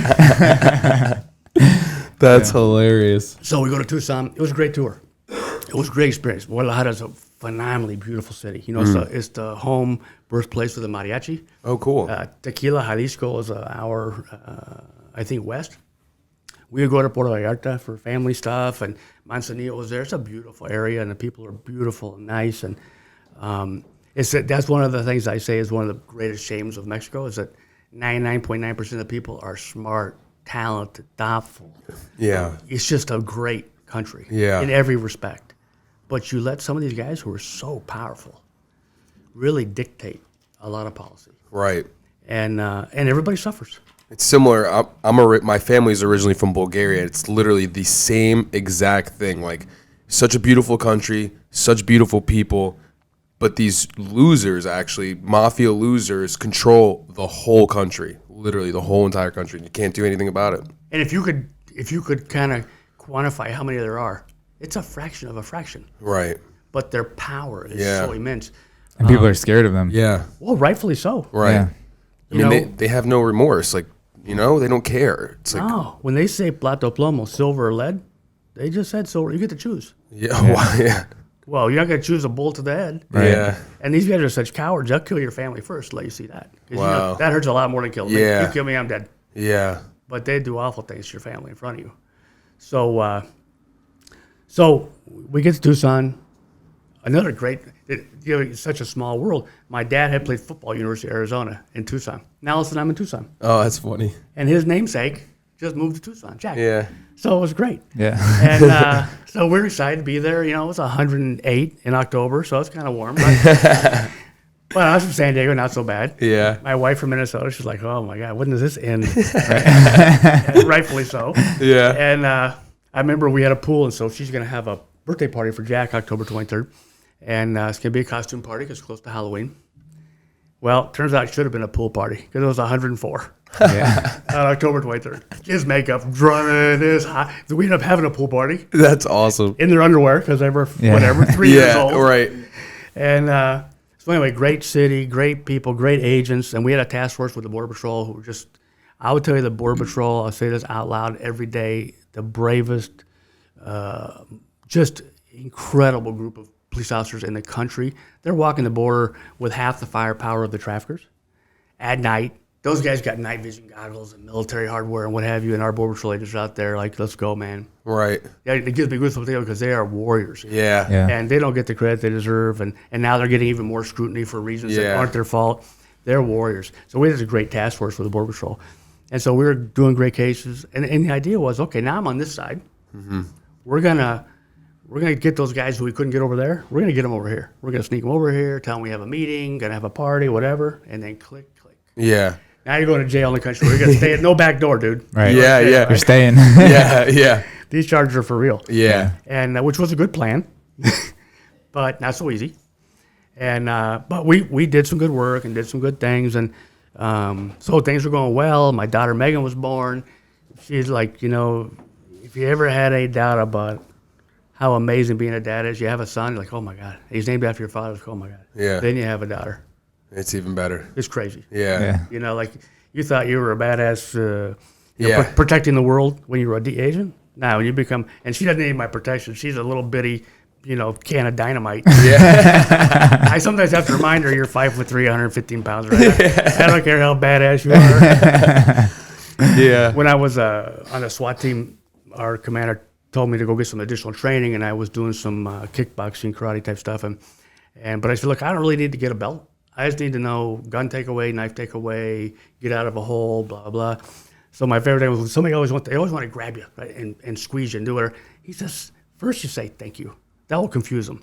Then you hit them in the throat with the edge fist. And then you crush their trachea, 3 pounds of pressure. Then you call 911 and say there's a guy suffocating on the side of the road. You should guys come get him. I'm like, okay, that was good. Even though we're trained sometimes to gouge their eyes, that's still kind of gross, right? Yeah. But hitting somebody in the throat, that's okay. Yeah. So I taught Megan that. Just hit him in the throat. So That's whatever, I'll funny. tell her, you're not that big, you're not that. Yeah, but I just punch him in the throat. Yeah, exactly. So you become a father for a little girl. Yeah. It's a different deal. Yeah. That's Not, awesome. Notwithstanding being a badass, she's still your little girl, right? Yeah. So we get to Tucson, she's born, it's awesome. Well, then like back to back to back. One day Karen calls us, she pages me. So our code was 111 was just thinking about you, want to say hi. 222 was when you get a chance, give me a call. 911 was pull over, dude, you got to call me. So I get 911. So pull over her phone, she says, hey, listen, there's a message on the answer machine, you probably should come listen to it. I said, what's it, what is it? She said, I'm not 100% sure, but I'm sure it's not good. So I go home, and somebody in Spanish says, I know where you live, seen your whole family, you're mine. Oh, shit. I'm like, okay, so that's not good. Yeah. No. So I grab the tape, go in the office, show the bosses. They're like, oh, fuck. So we send Karen and the kids to Minnesota, and they send me to a training anywhere I want to go, right? So they can try to figure out what's going on. Hawaii. No. Yeah, joking. yeah. You can take a break. The only training was in San Antonio, which is okay. Great Yeah. town, right? Yep. Didn't want to get dead. San Antonio was like a better option. Anywhere was better than Tucson. Yeah. The whole idea of being bait was not something I was Right. up for. No. So I go, and every day check in, nothing. Finally, like day 7 or 8, they're like, we got nothing. So do what you want to do, but you can't stay in San Antonio. Training's over. Yeah. I'm like, I'll come back. Let's go. So I go back. Nothing ever happened. I finally called Karen and the kids. That's a kind of a hard call. Right. Come on back. Probably nothing's gonna happen. Yeah. You sure? Yeah, probably. How about I stay here and I know nothing's gonna happen? I'm like, well, that's a good option. Yeah. Except that I miss you guys. Yeah. So she comes back, the warrior. She's back with the kids. Yeah. So life goes on. So I'm working, and one night I'm going home after a late night, and guy pulls up next to me. It was like a TV show, right? Black Lincoln Continental, blacked out windows. We get to a light. His window goes down. He looks over and says, and then he rolls his window back up. I'm like, really, dude? Like, so I got the radio, the task force, I had the sheriff's office, border patrol. I said, dude, I don't know what's going on, but this had just happened. They said, we're headed your way. I tell them we're headed next day. So I just pull over, and then I start going wandering around the area. I don't want to take him to my house. Right? Yeah. Yeah. Although he probably knew where I lived. Was he Right. following you at this point? Yeah. So he gets behind me. Oh wow. So I figured that's okay because the boys are coming. Yeah. Calvary's coming. Go ahead, keep following me. Dude, Yeah. Please. I can't wait to watch this. It's about to go bad for you. Yeah. So, and you could just hear the guys' voices, right? Animated. Now it's 10 o'clock at night, and they're pissed that somebody's taking on one of theirs. And I'm just tooling along. I figured as long as he's behind me, he probably can't shoot me. Right? Yeah, He can't yeah. throw the glass. Right. So, and I'm kind of laughing because I know the boys are coming. And guys are breaking through on each other, stepping on each other. I'm coming. I'm coming. I'm coming. Yeah. They're all trying to get there first. Yeah. Next thing you know, he sees them coming. Now he goes around me, and he's going like 90 miles an hour up a neighborhood street. Well, dumbass goes up a dead end. Now he's got to come back. Oh my God. Well, so all together, he's a dead end, we're good. He comes back 90 miles an hour. Oh, Well, nobody man. wants to get hit. Smash. Right. Yeah. And you don't really, even though you're doing your job, if you block with your cars and he hits you and he dies, you still got some explaining to do. Yeah. So the pursuit's on. Now it's 90 miles an hour through Tucson, which is a city. Yeah. They're not on the highway. Yeah. Well, they finally get him pulled over and get him on his knees, get him out of the car, and lo and behold, apparently I had arrested his brother with a big load, and this guy was just trying to intimidate me. Okay, it's a good way to get hurt. Yeah. Right. So That was jail. Yeah. Like- So the sheriff's office had a great conversation with him about all the crimes he committed. Forget about threatening an agent. Yeah. But I know at one point they told him if anything happens there, and stub toe, hangnail, we'll come find you. Yeah. Yeah. And he was quite humble after that, But so that happened. So I get home one day. I've been working all night, and Karen's like, "I tell you what happened last night." I'm like, "What happened?" She says, "Well, I was looking for Jack. It was bedtime. I couldn't find him." And in Tucson, a lot of the houses have carports. They don't have garages. So I would park the car, come in through the sliding glass door in the kitchen from the carport. She says, "I can't find him. I'm calling for him. Yeah, I guess he was about 4 then. She says, "I finally found him standing by the sliding glass door, looking out the carport."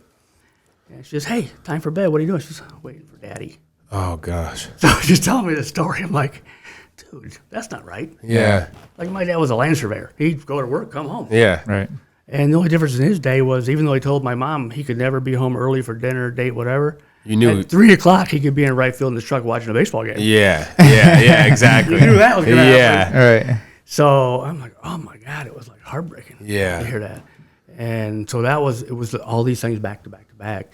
Made me start to think after almost 10 years, you know what? I've been undercover on the SWAT team, all this stuff happens.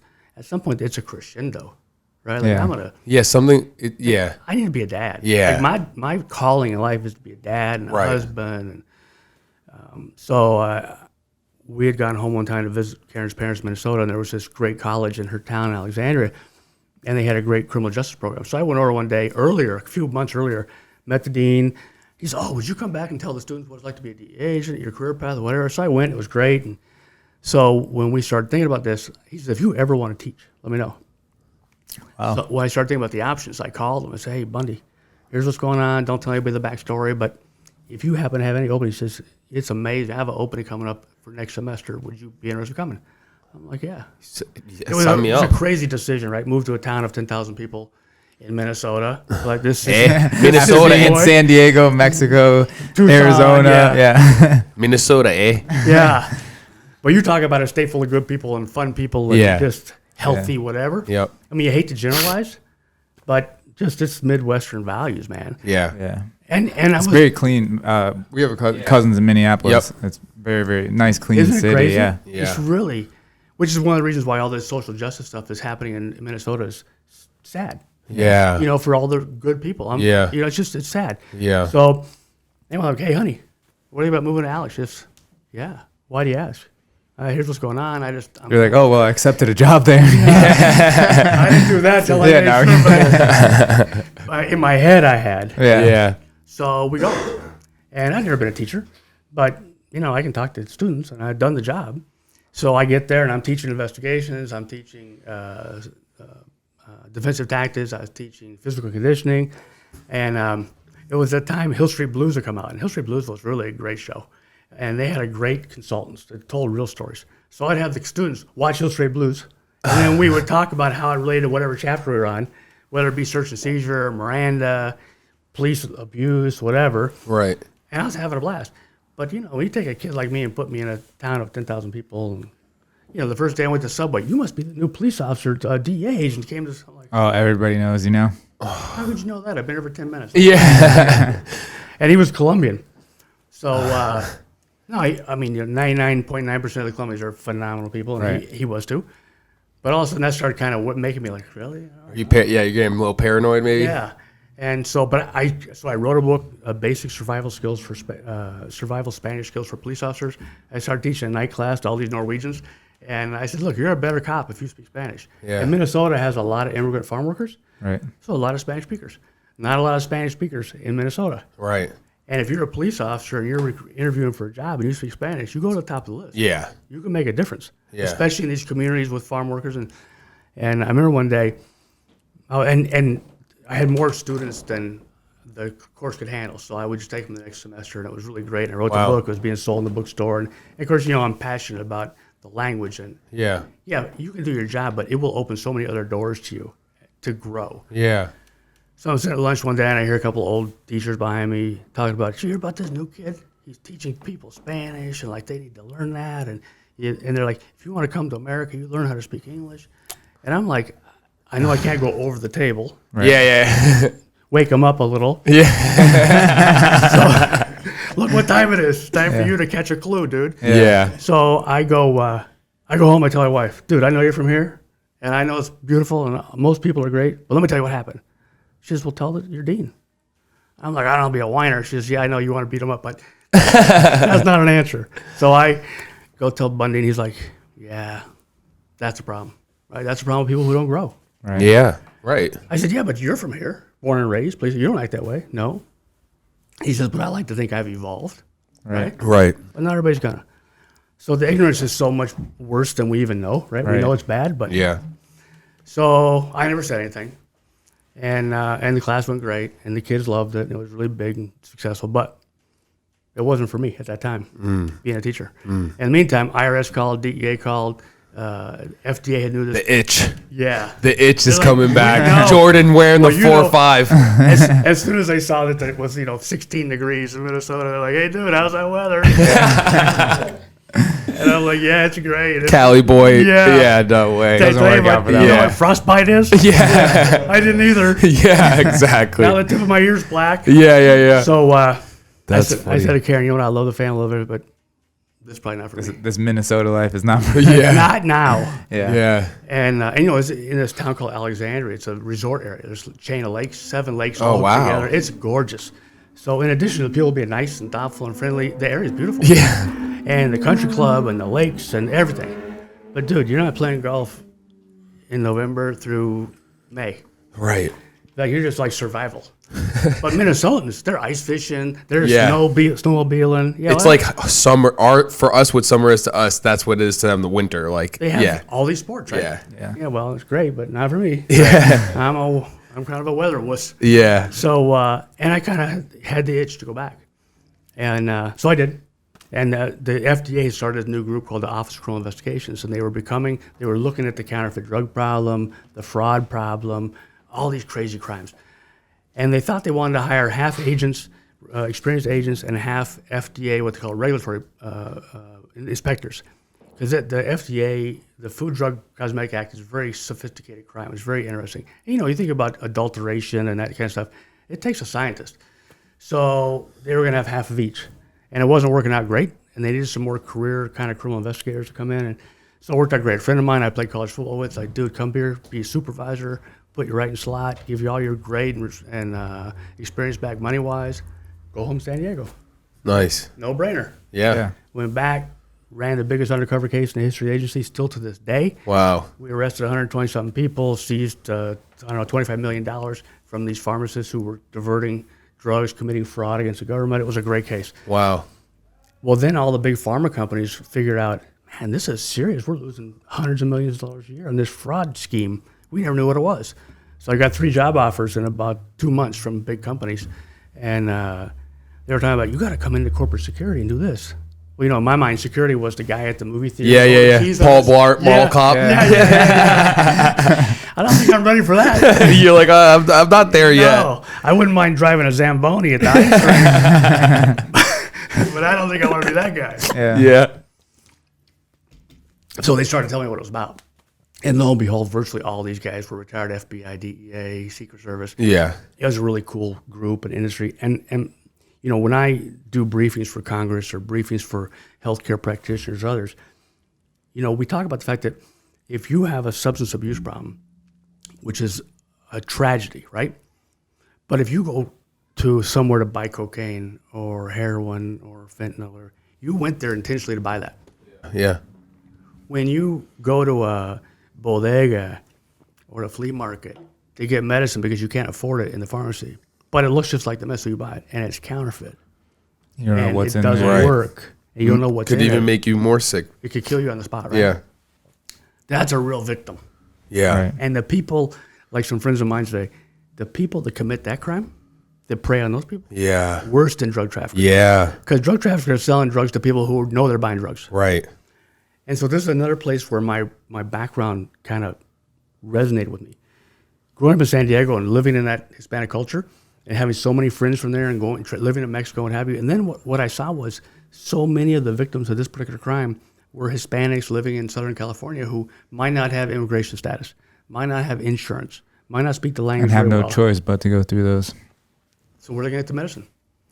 And so now your baby's sick, they have a cough. You might not want to go to the clinic because you might fear getting deported. Or you don't go to the pharmacy because you can't afford the medicine. So you go to the bodega, the botanica, the flea market, and you buy that medicine that you recognize from home. Yeah. Well, the reason you recognize it from home is because it's from there. Yeah. And it's not legal here. Yeah. So you have to ask yourself the question, how did it get here? Yeah. And the fact that it's here, is it real? Yeah. And even if it's real, it didn't get smuggled in a temperature-controlled container. Right. Right, it's in the engine. We all know how you smuggle drugs, right? And it's not in temperature-controlled containers. So I started to see that happening, and I became like a crazy person. I joined the U.S. Hispanic Chamber of Commerce, which is a phenomenal organization that everybody should belong to, whether you're Hispanic or not. Yeah. Because the power that the Hispanic businessman has in America and the jobs they're creating and the companies they're starting is such a powerful organization and for all of us. Right. And then I got a chance to tell my story about the dangers of these medicines in these communities and how it affects the Hispanic community in particular. And like they said to me, most new Hispanic started business are small. So if there's 5 or 6 employees, but one of the employees' child is sick and they're not getting better because they're getting counterfeit medicine, now 20% of your workforce isn't there. Uh-huh. Or if the employee gets sick, it's not getting better. Right. And so it was a great message and it was important. And so that started the opportunity to start briefing Interpol and briefing Congress and on this impact in America. So I started doing a lot of briefings and it was really important.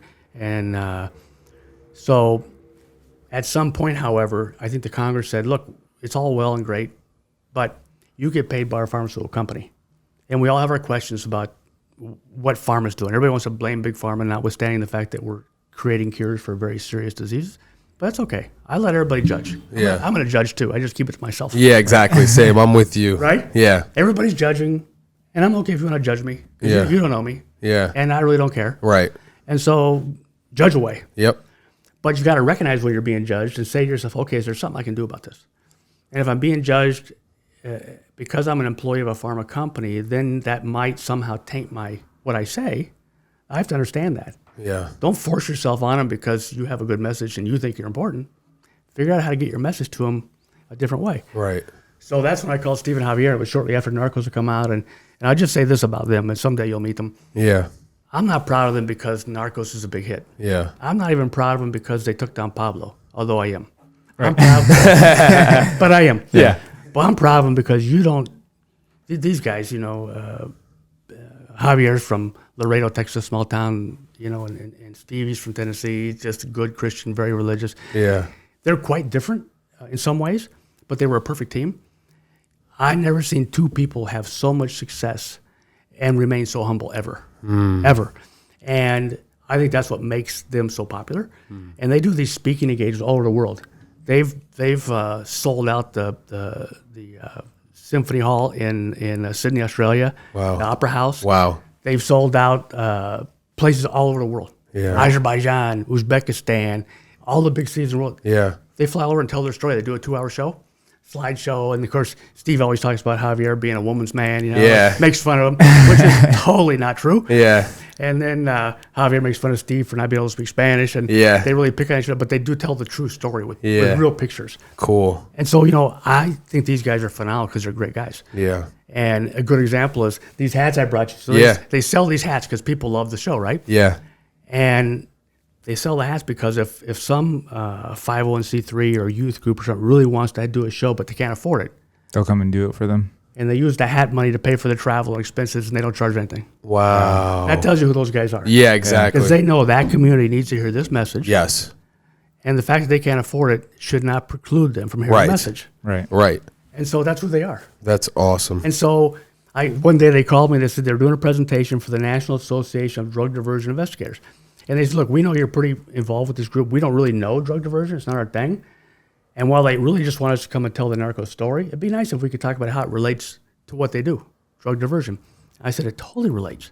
They says, yeah, well, that's easy for you to say because we don't know. But we know you know. Right. Yeah. Would you come down to Savannah and educate us? So I flew down to Savannah the night before. They bought dinner. A funny story. So we're leaving the hotel. Guy tells me great fish place at this look at blah, blah, address. I'm like, okay, I don't know. Grab Stephen Howe, put him in the car. We're driving down this dirt road. Javier says, does anybody else have a bad feeling? So we're driving down the dirt road like in a swamp. Yeah. In Georgia. Yeah. I'm like, yeah, dude. He says, we can go to McDonald's. It's okay. Let me have Steve says, oh, just keep going. We're probably fine. So we're probably fine. We don't have guns. We're probably fine. Yeah. Yeah. So we get there. We have a great time. So we have the conversation. And the next day, here's an example of Stephen Javier. We go there because the place is packed, a couple thousand people. And Javier starts the show by saying, we're really honored today to have our partner from Mexico with us today. He doesn't travel with us, but he's here to talk. And I just said, we'd like you guys to meet him. Aaron, would you stand up? They don't have to do that. Right. Yeah. But that's who they are, right? Yeah. And then their conversation is about narcos, but then they start to talk about, and this is how it impacts you. Yeah. Here's what's happening in your area with the counterfeit medicines and the diversion and what have you. So it was this great thing. I'm like, wow. So then this group in D.C. wanted to do another briefing for Congress. They said, but we don't know, like, if Congress wants to hear from you again because of your relationship. I says, what about the narcos? He says, yeah, that'd be great, but who knows them? They don't want to hear from you because of your relationship with pharma. Big Pharma. Oh, Big Pharma wow. company. They said it's not personal, but, you know, They don't know if you have like another ulterior interest, motive. Yeah. Yeah. Like, do you want people to not buy counterfeit drugs because you want them to pay these big dollars for your medicines? Oh, I gotcha. Well, that seems kind of silly, right? Yeah. But nonetheless, be aware. Right. Yeah. Be pragmatic. That's what you hear. Yeah. Okay, so I know you need to know this message. Yeah. Yeah. And if you don't want to hear from me, I'll find somebody who'll tell you. Right. So I call Stephen Javier, hey guys, here's the deal. Like, what do you want us to do? I want you to tell them the same story you told the investigators down in Georgia. And they said, well, you got to go with us because they start asking us questions we don't know. We're stuck. Yeah. I said, okay. So I call the guys, listen, can I moderate the thing? I'll bring Stephen Javier. We'll rehearse beforehand. I'll ask them the questions that I know Congress wants to hear, and they'll give the answer. Yep. They did great. We did it 2 years in a row. Wow. It went great. And of course, we're packing the room. Yeah. Everybody wants to meet Stephen Javier. Yeah. And once again, they're so sincere, so humble, so honest. You don't question for a second. So the second year, the head of one of the big committees, he was introducing us. So he says, so I'm introduced, we have some really great guests here today and a great experience. I could really enjoy them. And you know someone from Narcos. But I just want to say, one of them you don't know, Aaron Graham was their partner in Mexico. And they've known Stephen Javier for 20-something years. They worked together. But what I've heard, I'm not saying Stephen Javier told me this. This is a chairman, right, congressman. I'm not saying they told me this, but what I've heard is Aaron couldn't be on the show because he couldn't grow a mustache. Yeah. So Dude, it's so funny you say that because we were watching like one of your We were watching the Congress. Yeah, the Congress, yeah. in front of Congress, and I was telling Brian, I'm like, they are the two guys that could rock stashes in the 2020s and not get any shit for it. No, you know what I mean? Exactly no one right. will say anything to them. You know, Yeah. it's like they can rock it. No one else can. Exactly. Yeah. Yep. Exactly. So, my wife gave me a bedtime. I grew my mustache so I could buy dope undercover, right? Yeah. But it never filled in. It always looked bad. Yeah. But I kept it because it was my thing. Yeah. And finally, I shaved it off. One time, my wife was out of town. She came back. She said, "Oh my God, like falling in love all over." Yeah, me. yeah, The yeah. cheesy thing was off my face. And anyway, so that's the way he introduced us. But the reception was terrific, and each time we do that, it's terrific. But again, this is the value that they bring to the conversation. Yeah. Yeah. That you don't have to question it because they're not gaining anything here. Yeah. They don't need any more stardom. They're able to pique people's interest too. It's like, They get you there. yeah. Yeah. The message will hold you, but you got to get you there. Right. Yeah. Well, if you got, Aaron, Brian, Louie from Pharma coming, we know their story. Right. And we can question their motives or not, but nonetheless, I got other stuff to do. But when Stephen Javier coming, and not only do they testify and give the briefing, they hang around as long as there's one more person there who wants a picture or autograph, they're there. Oh, wow. Because that's their thing. Wow. And so again, shout out to Stephen Javier. They're not two more successful, more humble, more sincere guys. And the agency's full of great guys. Yeah. But when you get profiled like that, and there's many, many good cases that you could tell great stories about, but they picked two guys that That were just right. deserve it. Yeah. Yeah. And they've told the story really well, and they continue to do so. And they live a life, that's representative of good people and good things. And as a former DEA agent, I'm proud of them as brothers. Yeah. And I think we all are. And then we want everybody to be that way. Yeah. Right. Absolutely.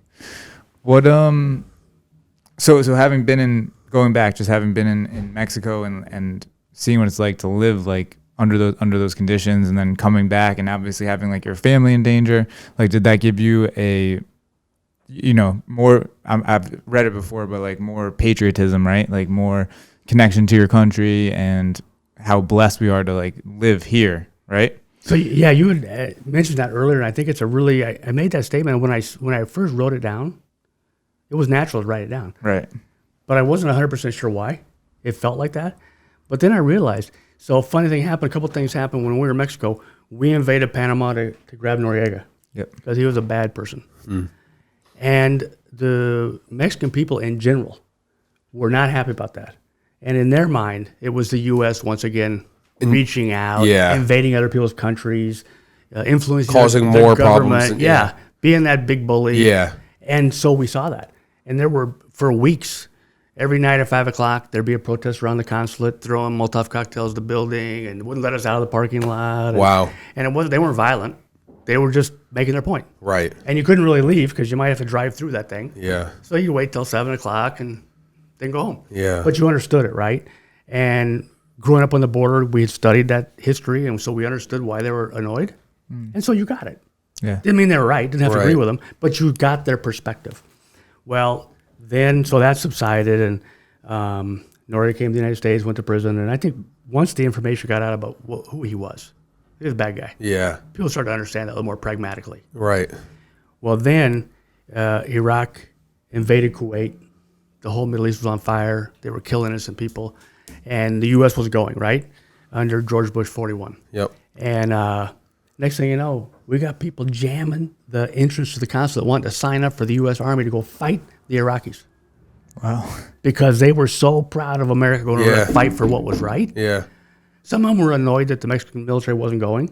But the Mexican military is not that big. They didn't really have that ability. Right. But these people wanted to sign up for the U.S. Army and go fight the Iraqis. And I was like, aren't you the same guy that was throwing shit at the building 6 months ago? Yeah. But so to your point, you have this whole different, you need to look at the United States from outside the United States. Right? Yeah. And I don't mean while you're on vacation at a resort in Punta Cana. Yeah. Not on the Amalfi Coast. Yeah. You got to go like, okay, so what's it like to live here? Yeah. That's why I always tell Karen when we go on vacation, I always tell the cab driver, come back tomorrow night at 5. I want you to take me where you eat dinner. Yeah. I like that. I could eat dinner at the Atlantis all night, right? But so what? Yeah. I want to go have conch at the place where you go eat. Right. Yeah. In fact, sometimes I'll say, why don't you bring your wife? Let's have dinner together. Yeah. And you understand the country you're in and where you eat, how they live. Culture. Yeah. And so I think when you see that, and you have to agree. You have to agree that's their perspective. Right. And, I told somebody recently, and it made them kind of wonder if I needed to see a doctor. But I said, there were times when I came back, and even sometimes today, I hear the national anthem and I almost have tears. Yeah. Because you have a different perspective. Yeah. And it was funny, I was on the phone yesterday with a gentleman from Argentina, and it was a business call, and he had found out what I had done in the past and what have you, and we were talking about it. He says, let me tell you something. America's the greatest country in the world. I'm so grateful to be here, and it was a hard process to get here. And I've lived in Switzerland. I lived in Mexico City. He's from Argentina. This country, and you want to say something bad about the U.S., you're going to have to fight me for it. And I've spoken to so many immigrants who appreciate what happens here because where they came from. And it was tough. Yeah. And I try to tell people, in Mexico, and this is not a negative commentary on Mexico, but if you're born into poverty, you're likely to remain in poverty. Yeah. That's just the way the system's set up.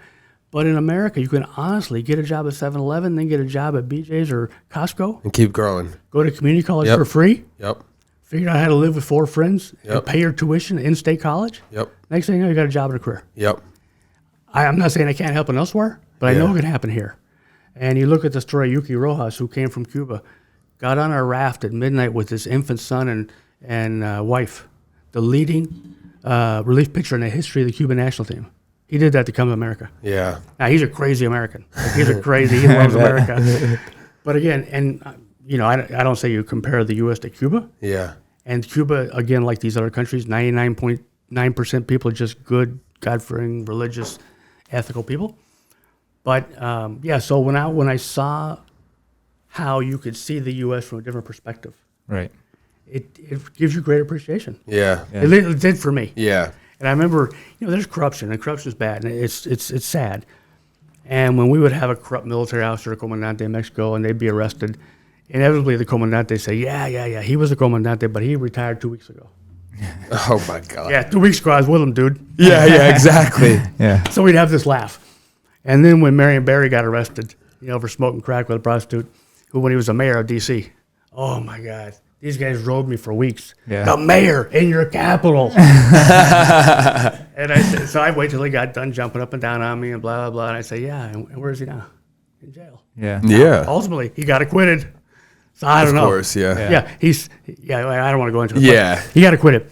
But, they see that too. Yeah. And I remember one time we went over and I went to see the comandante and they weren't in. And there was a new agent there, dressed in his, Kmart jeans and an inexpensive shirt and a Casio plastic watch, and he was new. I said, "Where's everybody?" "Oh, they're out doing some raids, whatever." I'm like, "Oh, okay. Well, have him call him when they get back." So he does. So a couple weeks later, I go over. There he is, Rolex, ostrich skin boots. Damn. Made the transition. Yeah. He made the transition. Yep. Yeah. They didn't trust him when he first got there. Yeah. And so, but it's sad because so many times agents would say to me late at night, we'd be out on a landing strip or having a few beers, and they'd always say, Aaron, I always wanted to be a policeman. And I always wanted to be a policeman like DEA, FBI. And it's so sad that we get sucked into this thing, but once you're in, you're in. Yeah. You really can't get out. Yeah. Yeah. And we used to meet some of our informants who were police officers in the mortuary, in the church, in the emergency room at the hospital, because if they got found out, they're dead. Yeah. Wow. And they would tell us if the commandante ever finds out I'm an informant, he told me and my family would be buried in the desert. Jesus. So, the policemen want to do the right thing. And I had really great relationships with a number of great comandantes, all of whom were murdered after I left. And, at the end of the day, I think they all want to do the right thing, and they're all great people and family people. And it's sad. Yeah. So, I was down there, and I saw the U.S. from a different perspective, and it gave me a great appreciation. I think I always had that appreciation. Right. But, if you have something, if you're born with it, you just have it. Yeah. What's the saying? You don't miss it till it's gone. Yeah, you don't know what you got till it's gone. Yep. So this wasn't gone, but I didn't even realize how great it was. Yeah. And I said, that's why I say to people sometimes when they're screaming and yelling, I say, okay, so take a deep breath. Yeah. Let's just have a conversation. Because there's a lot of bad stuff going on. And but you got to have a pragmatic conversation about it. Yeah. And I don't think anybody condones bad. And we all want to make it right. And so that was the whole reason I went to DEA. And that's why I continue to work really, really hard on the counterfeit drug issues. Because there's, in 2014, there was $83 million of counterfeit cancer medicine discovered in the United States. Jesus. Wow. Doctors were buying it. Cancer oncology centers were buying it. And they didn't know they were buying it, or so when you buy your medicine, you buy it from your major wholesaler. Yeah. Right. And they were getting this medicine from Turkey. Okay, so that might be a clue. Yeah. And the labeling's in Turkish. Yeah. So who do you know in Turkey? Like how red flag. Yeah. Right. Yeah. Then they would tell the agents from FDA, I was passing savings along to the patients. Really? Can you show me that in your book? Yeah. Aside from the fact that you violated the law. Yeah. And the vast majority of that medicine had no active pharmaceutical ingredient, had no medicine in it. It wasn't just like a placebo. It wasn't like we made the same medicine, but we didn't pay for the trademark. Right? Yeah. No, it wasn't that. No medicine. Just placebos. Right. Wow. And so one of the challenges we always talk about is if you have cancer and all of a sudden you start getting sicker and sicker and sicker, nobody really knows why. Right. My mom died of pancreatic cancer, right? So we've all been touched by cancer. Yeah. Well, sometimes the medicine doesn't work. Yeah. Even Steve Jobs died of pancreatic cancer. Yeah. Maybe there's no cure. Yeah. So once they start going that way, like, okay, we've tried everything. He's going to die. Yeah. Yeah, well, maybe they didn't have to die. Yeah, maybe it was just medicine. So, right, yeah, it's one of those things where you just wouldn't know at that point. You don't know. Yeah. And the other thing that we all know is if you have a terminal disease state, cancer, if you die without any kind of weird extraneous activity or incident, there's no autopsy. Right.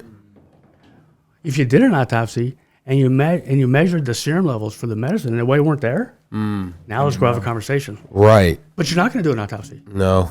So how many deaths were caused by counterfeit medicine? No idea. Yeah, that's crazy. We don't know. And so, and then about 3 years ago, a huge shipment of this counterfeit Avastin, it was called, was found in Mexico in children's cancer hospitals. Jesus. So they had a dozen or so deaths of children that were treated with the counterfeit medicine. Nobody ever knew. Wow. Until for some reason somebody says, what's with this medicine? This looks funny. Yeah. They figured it out. In the case of the United States, a nurse said to a doctor, why is this medicine, why is it in Turkish packaging? Yeah. He said, don't worry about it. You're the nurse. Oh, my God. She said something? She went home, thought about it, dropped a dime. Yeah. Good for her, too, because... Yeah.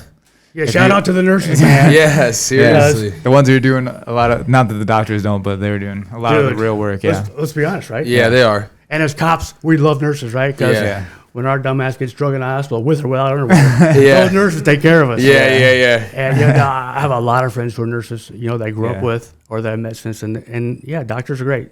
Yeah. Nurses are on the front lines. Yeah. And this was a good example of what I think of when I think of a nurse. Yeah. She blew the whistle. She didn't care. Yeah. She's going to lose her job? Yeah. How many lives is she going to save?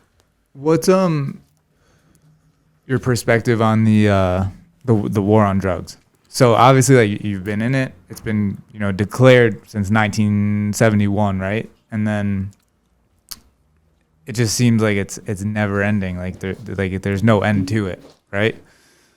It's a we don't want to get in the political side, right? Right. But I guess the question is, what's the alternative? Do we just not do anything? Right. Because from your experience with friends and others that if you allow somebody to keep abusing a substance, their life will probably end. Right. And sometimes it's that first time you try something, it's over, that you're going to keep doing it. So I think my biggest comment would be it's about education. You got to tell people. I think the biggest transition that's happened in my lifetime, in my career, is there was a time when police officers looked at drug addicts as criminals. Right. I don't know why, but it's a crime. You were in possession of heroin, even though you were dead in the gutter, and the fireman, thank God, brought you back to life, but you were a criminal. And I think police officers in general today, the ones I know, including myself, see it as a sickness. It needs to be treated like a sickness. Yeah. And let's bring those people back because they don't want to be sick either. They don't want to be dying either. And I think the best example of if you do nothing is the fentanyl today, right? Yeah, I mean, we know tons of people that have passed away from fentanyl overdoses. People think they were doing cocaine and it ended up being fentanyl, or heroin mixed with fentanyl, and they have no idea. And like even just a couple of years ago, maybe even just a little over a year ago, one of our friends passed away from fentanyl overdose, like right in his garage, and had no idea. And they arrested the guys that sold it to him. But then it goes on and on and on and on and on. It's like, where's the end point of it? And no, I mean, addiction is definitely one of those things that I feel it was, swept under the rug for such a long time. Nobody wanted to talk about it. And it's finally becoming more and more like, out in the open. It's becoming talked about more often. I see a lot of younger people in recovery now, rather than like, having it be like this shameful thing, like you're able to help other people with it. But maybe it's not so much about stopping the flow of drugs, but more about educating people to not use the drugs. That's what we always say. Yeah. We would say, interdiction, detection, and education. Yeah. But we need to put more money on the education piece, right? Yeah. The DARE program was a great program. It's gone. Right. I don't know what happened to it. But if there's no money for DARE, then let me know.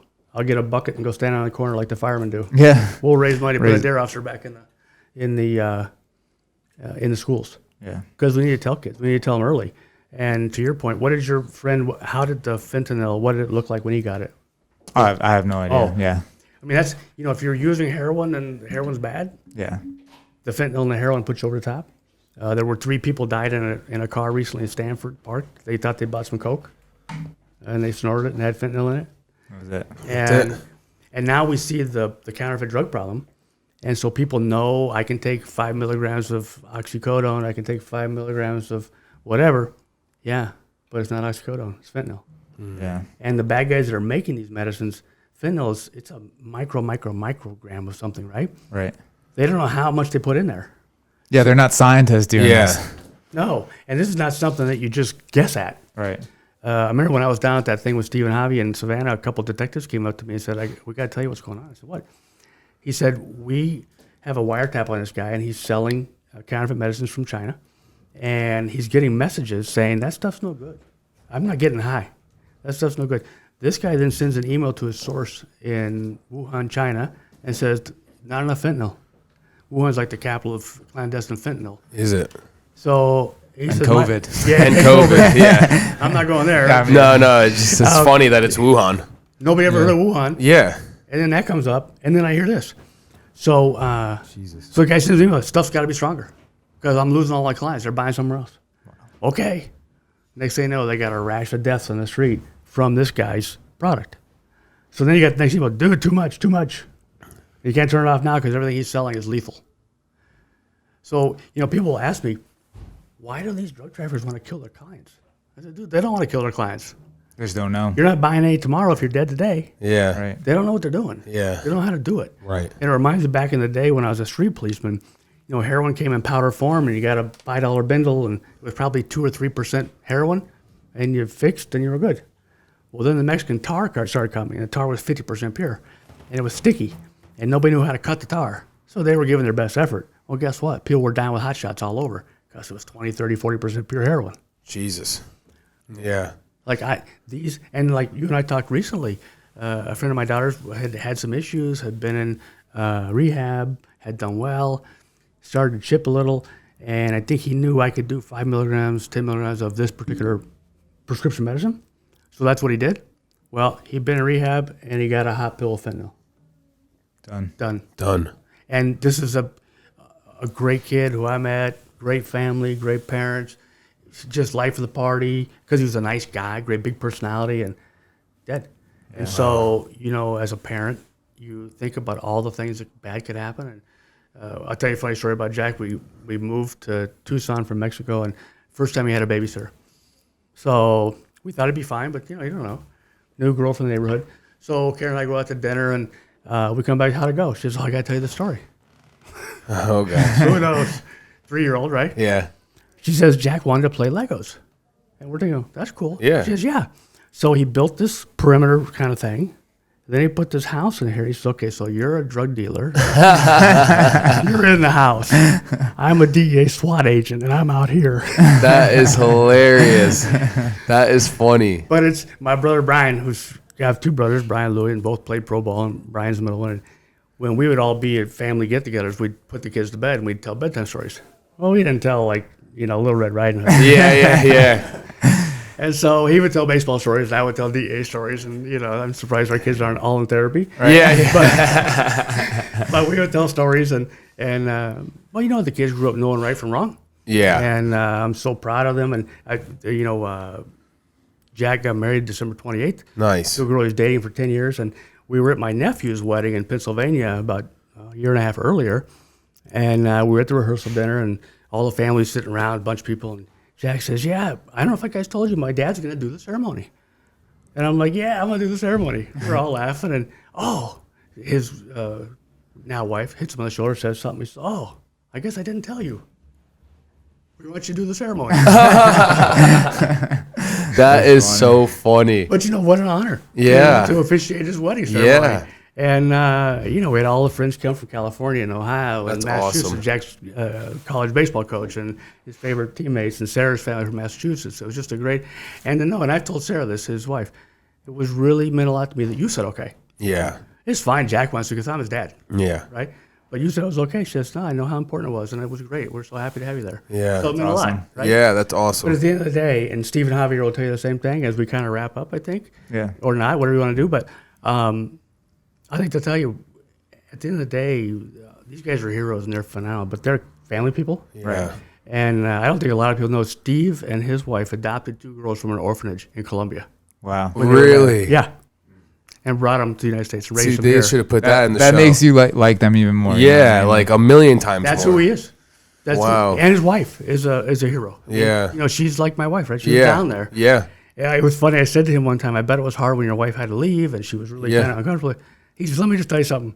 She didn't leave. The producers wrote that in, the writers, and Connie's still pissed at him for putting that in there. And so I think that's great too, right? She didn't want, she says, I didn't leave. And so they were at the opening of whatever season it was, at the premiere. Yeah. And Steve told the director, you might want to just lay low because my wife is not happy about that scene. Yeah. She's like, I'm just as badass as you. I was there, baby. Yeah. Hell yeah. So I would just say shout out to all the wives and spouses because and there's some bad, like Annie, some bad female agents. But at the end of the day, it takes a family to survive that thing. Yeah. When I was an agent, we had like an 83% divorce rate.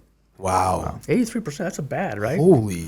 Because you're traveling a lot and just And it's so stressful. Yeah. You don't know if they're coming home. And no cell phones, remember, no cell phones. Like, he'll get here when he gets here. Yeah. And he might not come home tonight. Right. And you're focused on your work. You got to always be thinking about it. There's so many times I'm thinking about one night we went out to dinner after a deal in San Francisco, and we got to dinner, and there's a guy we just arrested 8 hours earlier, sitting right across from me having dinner.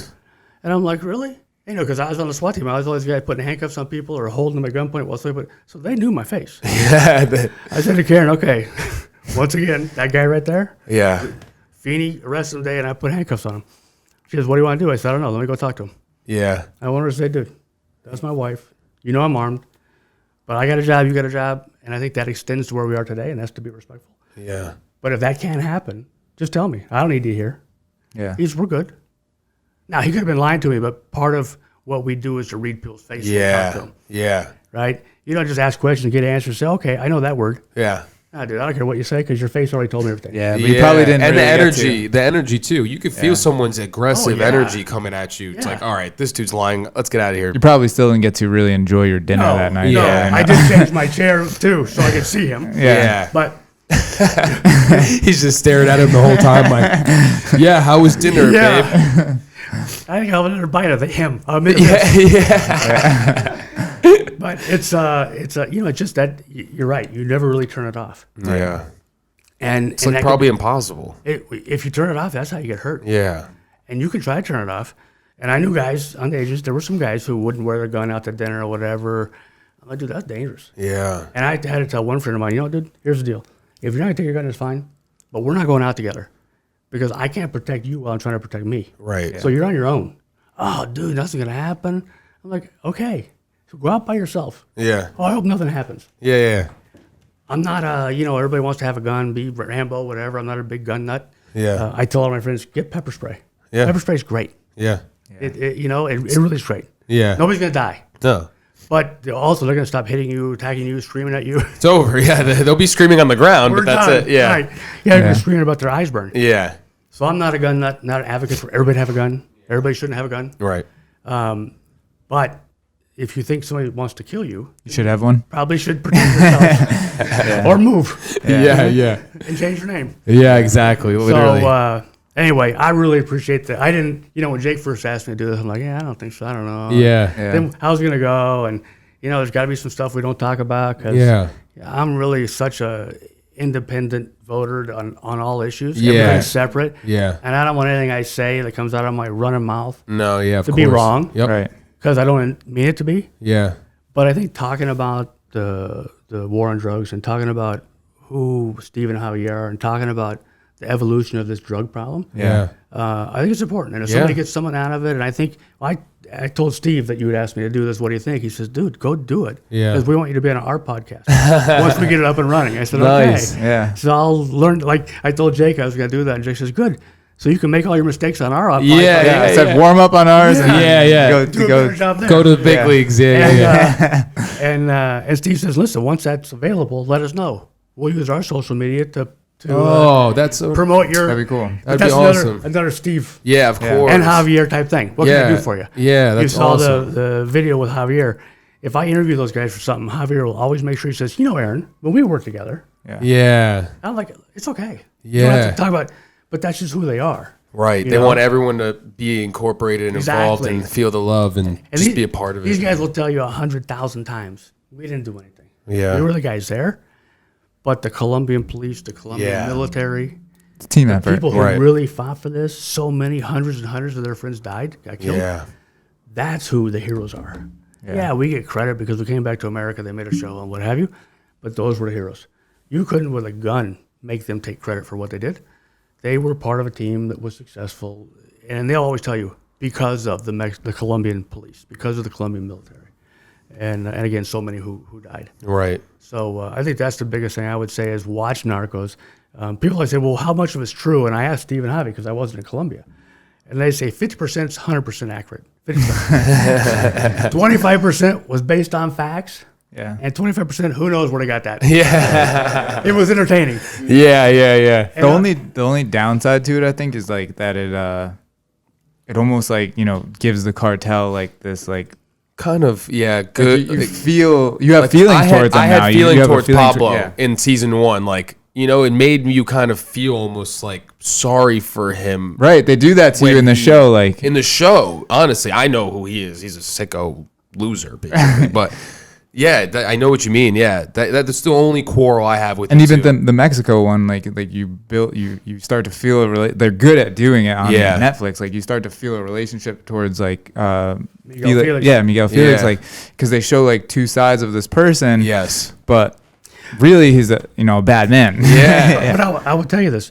So it's a really good point, and sometimes I will be talking in a admiring, I guess, kind of way about criminals doing this really sophisticated thing, and Karen used to be like, dude, it sounds like you're like proud of what they're doing or respect what they're doing. I'm like, first of all, you got to respect your adversary. Yeah. Or they'll kick your ass. Yeah. And number two, they're clever. Yeah. They're smart. And number three, they're pretty relatively normal people who got into drug trafficking. Right. Now, people like Coach Loco who would chainsaw guys after he had them tied to a pole, that's a sick person. Yeah. Right. Yeah. Really sick person. But these are, I hate to use the word normal, but like they're regular people. And I worked undercover for 10 years. So one day you're having dinner and doing this, doing that. But you're having dinner to negotiate a 2-ton cocaine deal. Yeah. That will kill countless people. Right. But they would invite me to the quinceañeras, to the baptisms.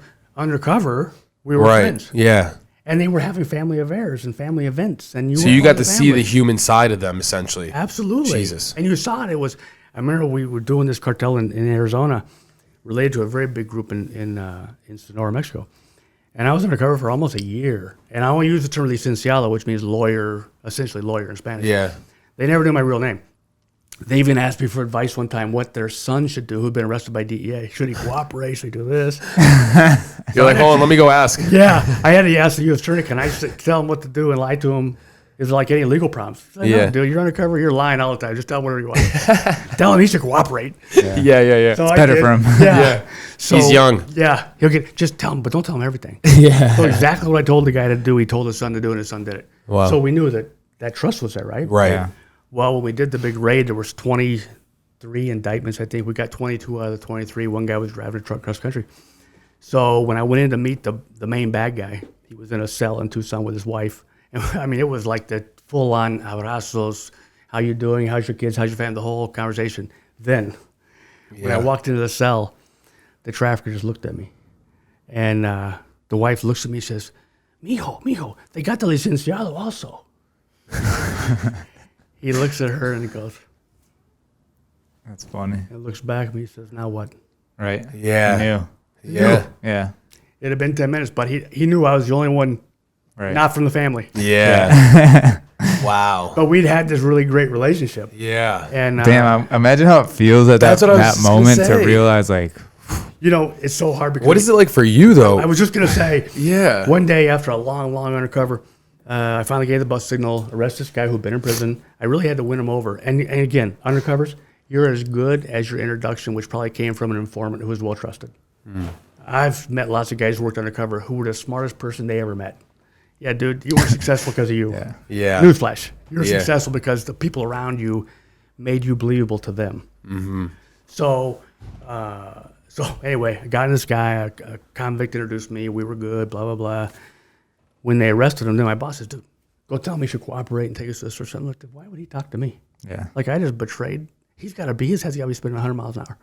No, you got to do it. He won't talk to anybody else. I said, he'll talk to anybody else but me, if he'll talk to anybody. But he probably still has that connection with you somewhere, Well, that's right? what my boss thought. But it was an example of a guy who never worked undercover. My boss was insistent. I'm like, fine. I go back, sit in the car, like, hey, dude, now we got to do the right thing to protect you, help you out, take care of you, almost, take care of your situation. He says, why the fuck would I believe you now? Opposite of what I was thinking. I was thinking you just maybe totally like, betrayed my ass. Yeah. Now I don't believe anything you say to me. Yeah, I know. I'm like, and I don't blame you. Yeah. It's cool. I know. But, so that's what I think is, I would feel guilty sometimes. Yeah, I bet, you just right? suck them into their I know. I mean, you ruin their life. Yeah. I remember one day I was in court at an initial appearance and the similar thing. I was there with the guy who just ruined his life. Yeah. He was a badass. And he's in the defendant table and his parents come in the courtroom. Older couple. And he looks back at him and they're crying and he starts crying. And I'm thinking, dude, I just ruined this whole family. And I was telling my partner, dude, I just ruined this whole family. My partner's like, this guy was killing people on the street. Yeah. There's two sides to it. It's true. It's sometimes you need your partner to say, don't go soft, dude. Right. These are bad people. Yeah. Don't go. Exactly. We did one deal with some. It's hard to see it when you're in it sometimes, right? Dude, I have goosebumps now because, Yeah. we're people. Yeah. Right? One day we did this guy, and it was a bad deal, and we took him down. They brought $400-something to buy coke. I was selling coke. Bought the coke from me, and we got their money and what have you. And this guy had cut off a girl's head because he thought she'd snitched on him, put her in the driver's seat of her car, put her head in the trunk, and then called and said, there's a car that's parked in no parking spot over here. Jeez. And he's a bad guy. Yeah. So anyway, we did the deal. We got him. It was good. And he got like 25 years in prison. First conviction was big sentence, right? Yeah. So we're leaving, and the dad jams me up at the elevator and says, you're a dead man. Wow. And I'm thinking, I got it, but saying that's not going to help. Yeah. And by the way, dummy, remember when you went through the magnetometer, you had to take all your guns off? We don't. Yeah. So I got it, that you're mad. Yeah. And I don't know why, for whatever reason, I wasn't worked up. He said it, I got it. But two of my partners they took him aside. I walked away. I didn't want to be a witness. Yeah. Because they're pissed. This guy's trying to kill me. Yeah. Right. So there's a lot of emotions goes into this, especially for undercovers. Undercovers, really, you get in, you know their family, you meet them, you ingratiate yourself, and it's your thing. But it's crazy. At the end of the day, your job is to take bad people off the street to protect innocent people. Right. Yeah. And you got to remember that sometimes. And sometimes you don't ever forget. Yeah. Honestly, some of these stories, right? I wake up 2 in the morning. Yeah. Actually, what I was going to ask you, like last thing, because we've been going for a while. And I can sit here and listen. Sit here for another couple hours. Honestly, it's been that awesome. I will just ask you one question. Like we were talking the other day before doing all this, and you were saying like a lot of the stuff is not things that you want to think about all the time, right? Because a lot of it is difficult, taking another person's life, everything like that. So what I was going to ask you is, I have a lot of friends that are police officers, new police officers, even friends who are ex-military that struggle with PTSD stuff and everything. And in those careers, right, it's like you're trying to be hard all the time, like you have to be a man, and a lot of times like that PTSD builds up. Sometimes they don't even know that it's happening, right? High suicide rates, high alcoholism, all that stuff. You seem like a pretty, like you've said before that you have your demons from it, right? But you seem like you're pretty normal family man now. Like, what's your advice for somebody who's new to law enforcement, or maybe even somebody who's in law enforcement going through it? Like, what would you... Yeah, part of it is to compartmentalize. Yeah. Right? You go to work, you do your thing, you take the uniform off, you try to leave it there. Now, that's easier said than done. I'm just going to be honest. And some stuff you don't have control over. There have been more, I don't necessarily talk about this in public a lot, but I think it's fair to share it, or it's important to share it. There have been many nights where I woke up with my wife saying, you're okay. Yeah, I bet. Because you have flashbacks of things that happen. You can't control that. It's PTSD, right? I mean, it's another form. I don't use those letters. Yeah. But and I've talked to doctors. Yeah. But they said, look, you're so in your regular life, so well adjusted. Yeah. That we're not really sure how to treat that. If you start having issues in your day life where you flash out at people, or you are depressed, or you can't. So I don't know. It's a matter of keeping control. Yeah. Right? But if you start to feel like that's not happening, you got to see a doctor. Yeah. Because we see this increasing rate of suicide among our soldiers and now our policemen at rates we've never seen. Yeah. 22 military officers kill themselves every day from PTSD. I have a T-shirt from 9 Line. Shout out to 9 Line. They talk about this issue every day. And, 22 military people taking their lives every day, it's hard. Yeah. And as police officers, if you've been in it, on a different note, however, I'll never forget this, and I'll share this my last anecdote. I used to work this shift C squad. We started at 7 at night, worked till 3 in the morning. We didn't answer radio calls. We just chased bad guys. And it was awesome. Yeah, that sounds awesome. We just ran from bad guy to bad guy. And we set up stings and traps and stuff. We ran a lot of prostitution stuff. And honestly, we spent a lot of time protecting prostitutes from the pimps. Yeah. These are girls who got a trick bag for whatever reason. Doesn't mean they deserve to be beat up by the John, beat up by the pimp. So, with that said, typical, I'm getting home at 6 o'clock in the morning, 5 o'clock in the morning, and I was stopped at a red light by my house, and it was near San Diego State University, and a kid was coming across the intersection. He had his backpack on, and he obviously had some sort of birth defect where he would take a step, drag his leg, take a step, drag his leg, and I'm like, man, what a shame. He had a smile on his face this big because he was going to school. Yeah. And I got goosebumps then. I get them now. Here I was, depressed and sad and angry at all the crazy stuff I saw that night. And this guy's like, yeah, dude, I got it. Yeah. I got it. But you know what? I'm going to school. I go to San Diego State. Dude was happy. And by the way, it took like 9 minutes to get across. I missed 3 lights. But I was so like, he like made my life better. Yeah. When I saw that. Yeah. And I thought, you know what? That's maybe it was like, I'm not real religious, but it was God saying, hey, dude, take a deep breath. Yeah. Spiritual. Take a deep breath. I'm going to send this guy down there to show you life's not so bad. Yeah. Look how happy he is. Right. And it's not easy for him. Yeah. But he's going to make it. So if he can make it, you got it. You got everything. No whining. So look around and enjoy the small things. Look around and be grateful. One of John Wooden's many sayings, and I encourage everybody who my brother knew John when he played baseball at UCLA. One of John Wooden's one of my favorite sayings is, every day do something for somebody who can't pay you back. Right. Now some people will say do something for somebody without expecting them. No, find somebody who you know can't pay you back. Yeah. So whether that's the cashier at Stop and Shop or the person on the corner, that needs help up, or a little old lady who can't reach the soap on the top shelf at Stop and Shop, whoever that is. Yeah. But do it with an intention. Don't just think, here's a chance. No, every day. Yeah. Get up and say, I'm going to do something. When you and I, we see each other all the time at St. Mary's, walking, and there's always people out there to talk to. Right. And so many of them are from Jamaica, from a Latin American country. And it's what a great place to make friends. Right. You make somebody smile. Yeah. You did something. You don't need them to smile back at you. Yeah. Say good morning to everybody that you walk past. How are you? Exactly. And mean it. It breaks down barriers too. Yeah. I've seen it in the neighborhood where I've been I say hi to everybody when I'm walking around, like Black Rock, Bridgeport. I say, hey, how's it going? You know what I mean? And like I've gotten that cold sort of, why are you talking to me right now?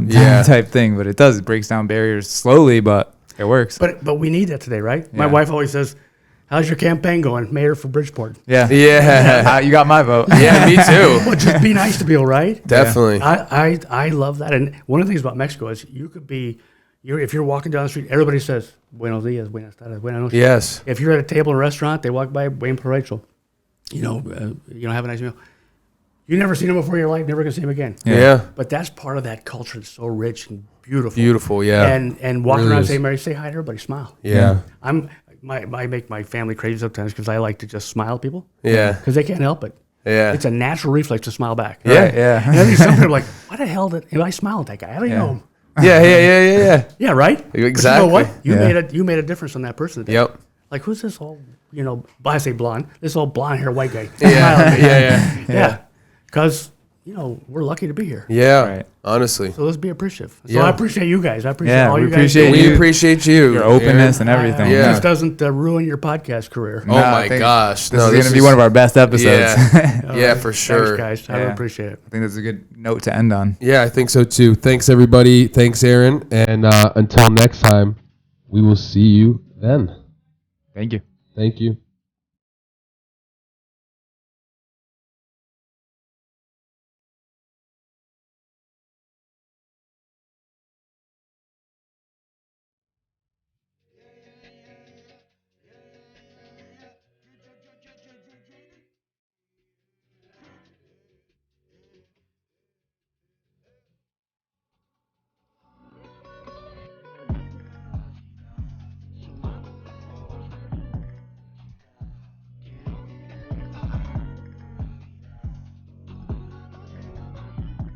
Dude, take care. Wow. I knew that was going to be a banger. Bro. Right? That was a good one. Dude, what?